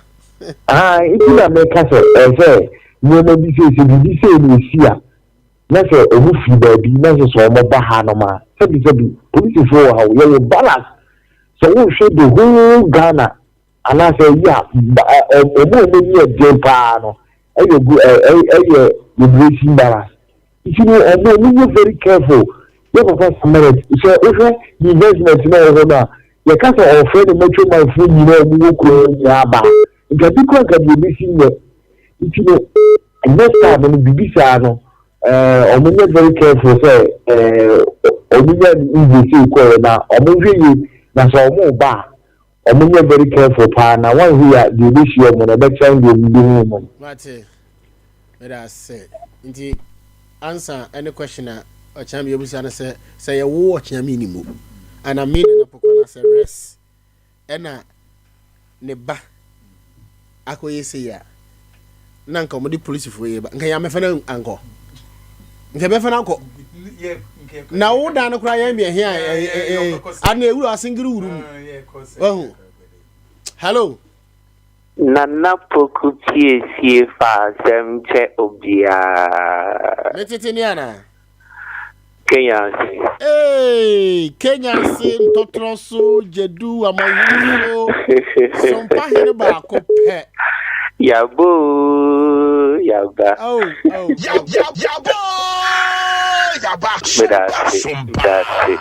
Oh, Udin Fatao, the commander in radio. Namisha Wate. investigation na why any you Charlie. Mu be as free the security aspect for the mobile all the same no. Enya wo radio no so anka ebeyere kebeyere pa. Ya da si bebre any litigation name cha o de my mu bi e wo radio show. Nyami sha o ne ochia minimum. Hey, ochia do radio. Asam wo ho. Tiami we. Onya chenhye e wa hemfie ho.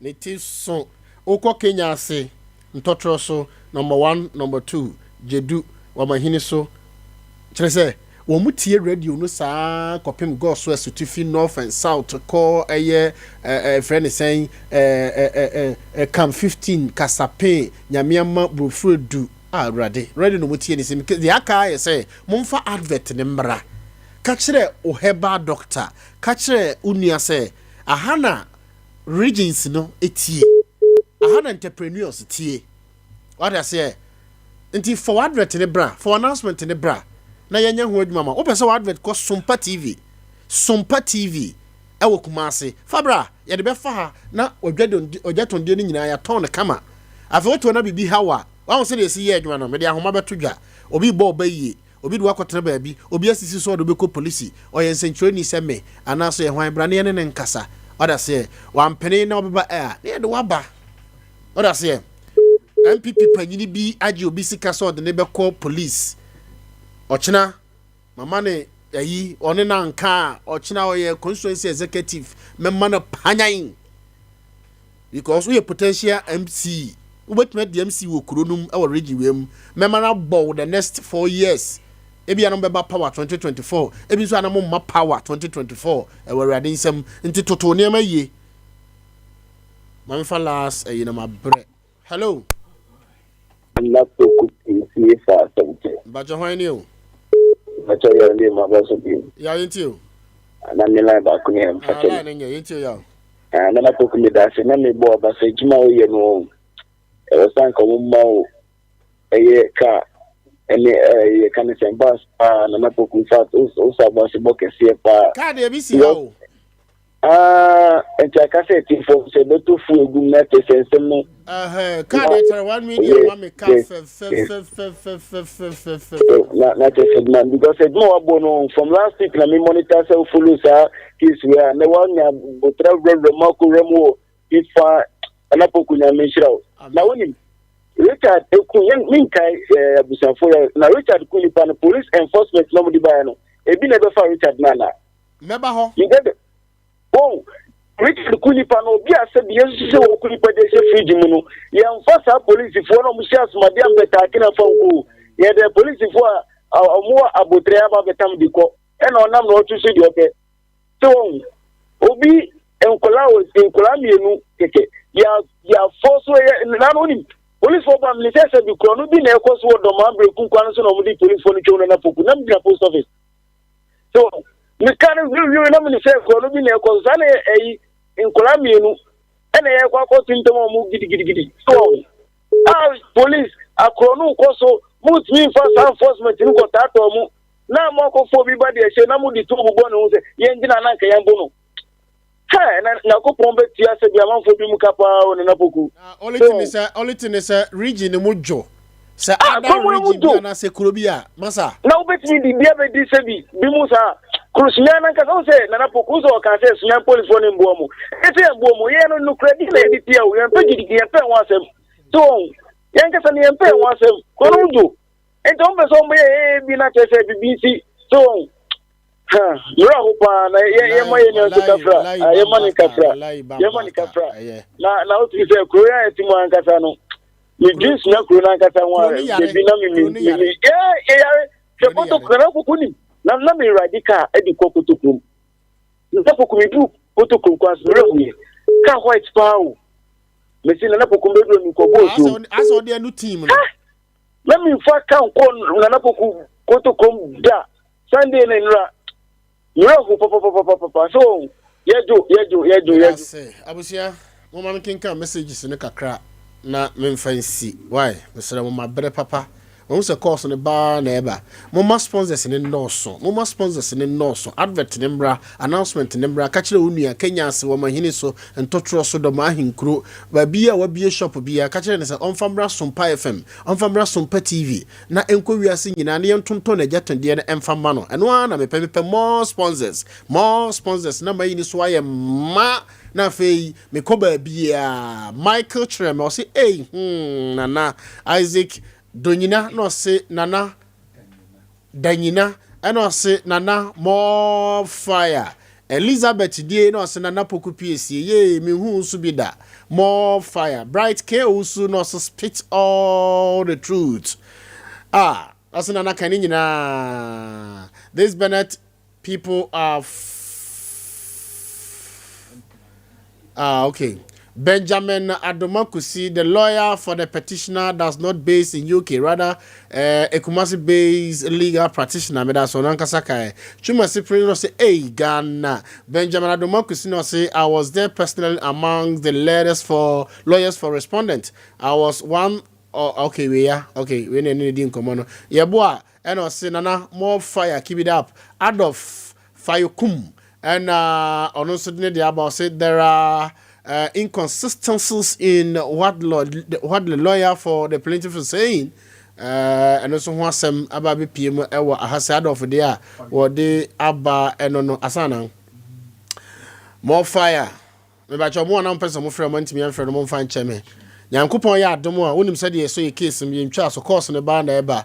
The reason why in here regional police command enim saade we no mfiri ho ba your mama mesi ha do wo mo national security but national security ni kura at least hunu say o ba kurom o ba obi na so na ewie ya ne dia yesa wo mo prosecute ni dia wo ne call headquarters for the prosecute ye no me mentiase menye security personnel bio nti mentiase nti se bambofo kire mi mu adan na obi free ne ba bi ba oba na wankara mu oba ba ne niam awie begu anim ase abese resources ababu ni pa awie wabu ni pa na awie dia odina ko charge office headquarters say akwa we fi se ntino mo mfa no court number ne na munim sesabe mu wa posifo osunya ha se mu buye ne a ana mo ba ya manfa ya amba no mankan ya ho ama na nka mo kan ya ho nka at least nka police ni a onim ne local knowledge. So ni local knowledge ni say why police ni na wakono wa hunu ba bia edwawo hunu say rest ni ntiko hunu sa security personnel na we de no but ma say masa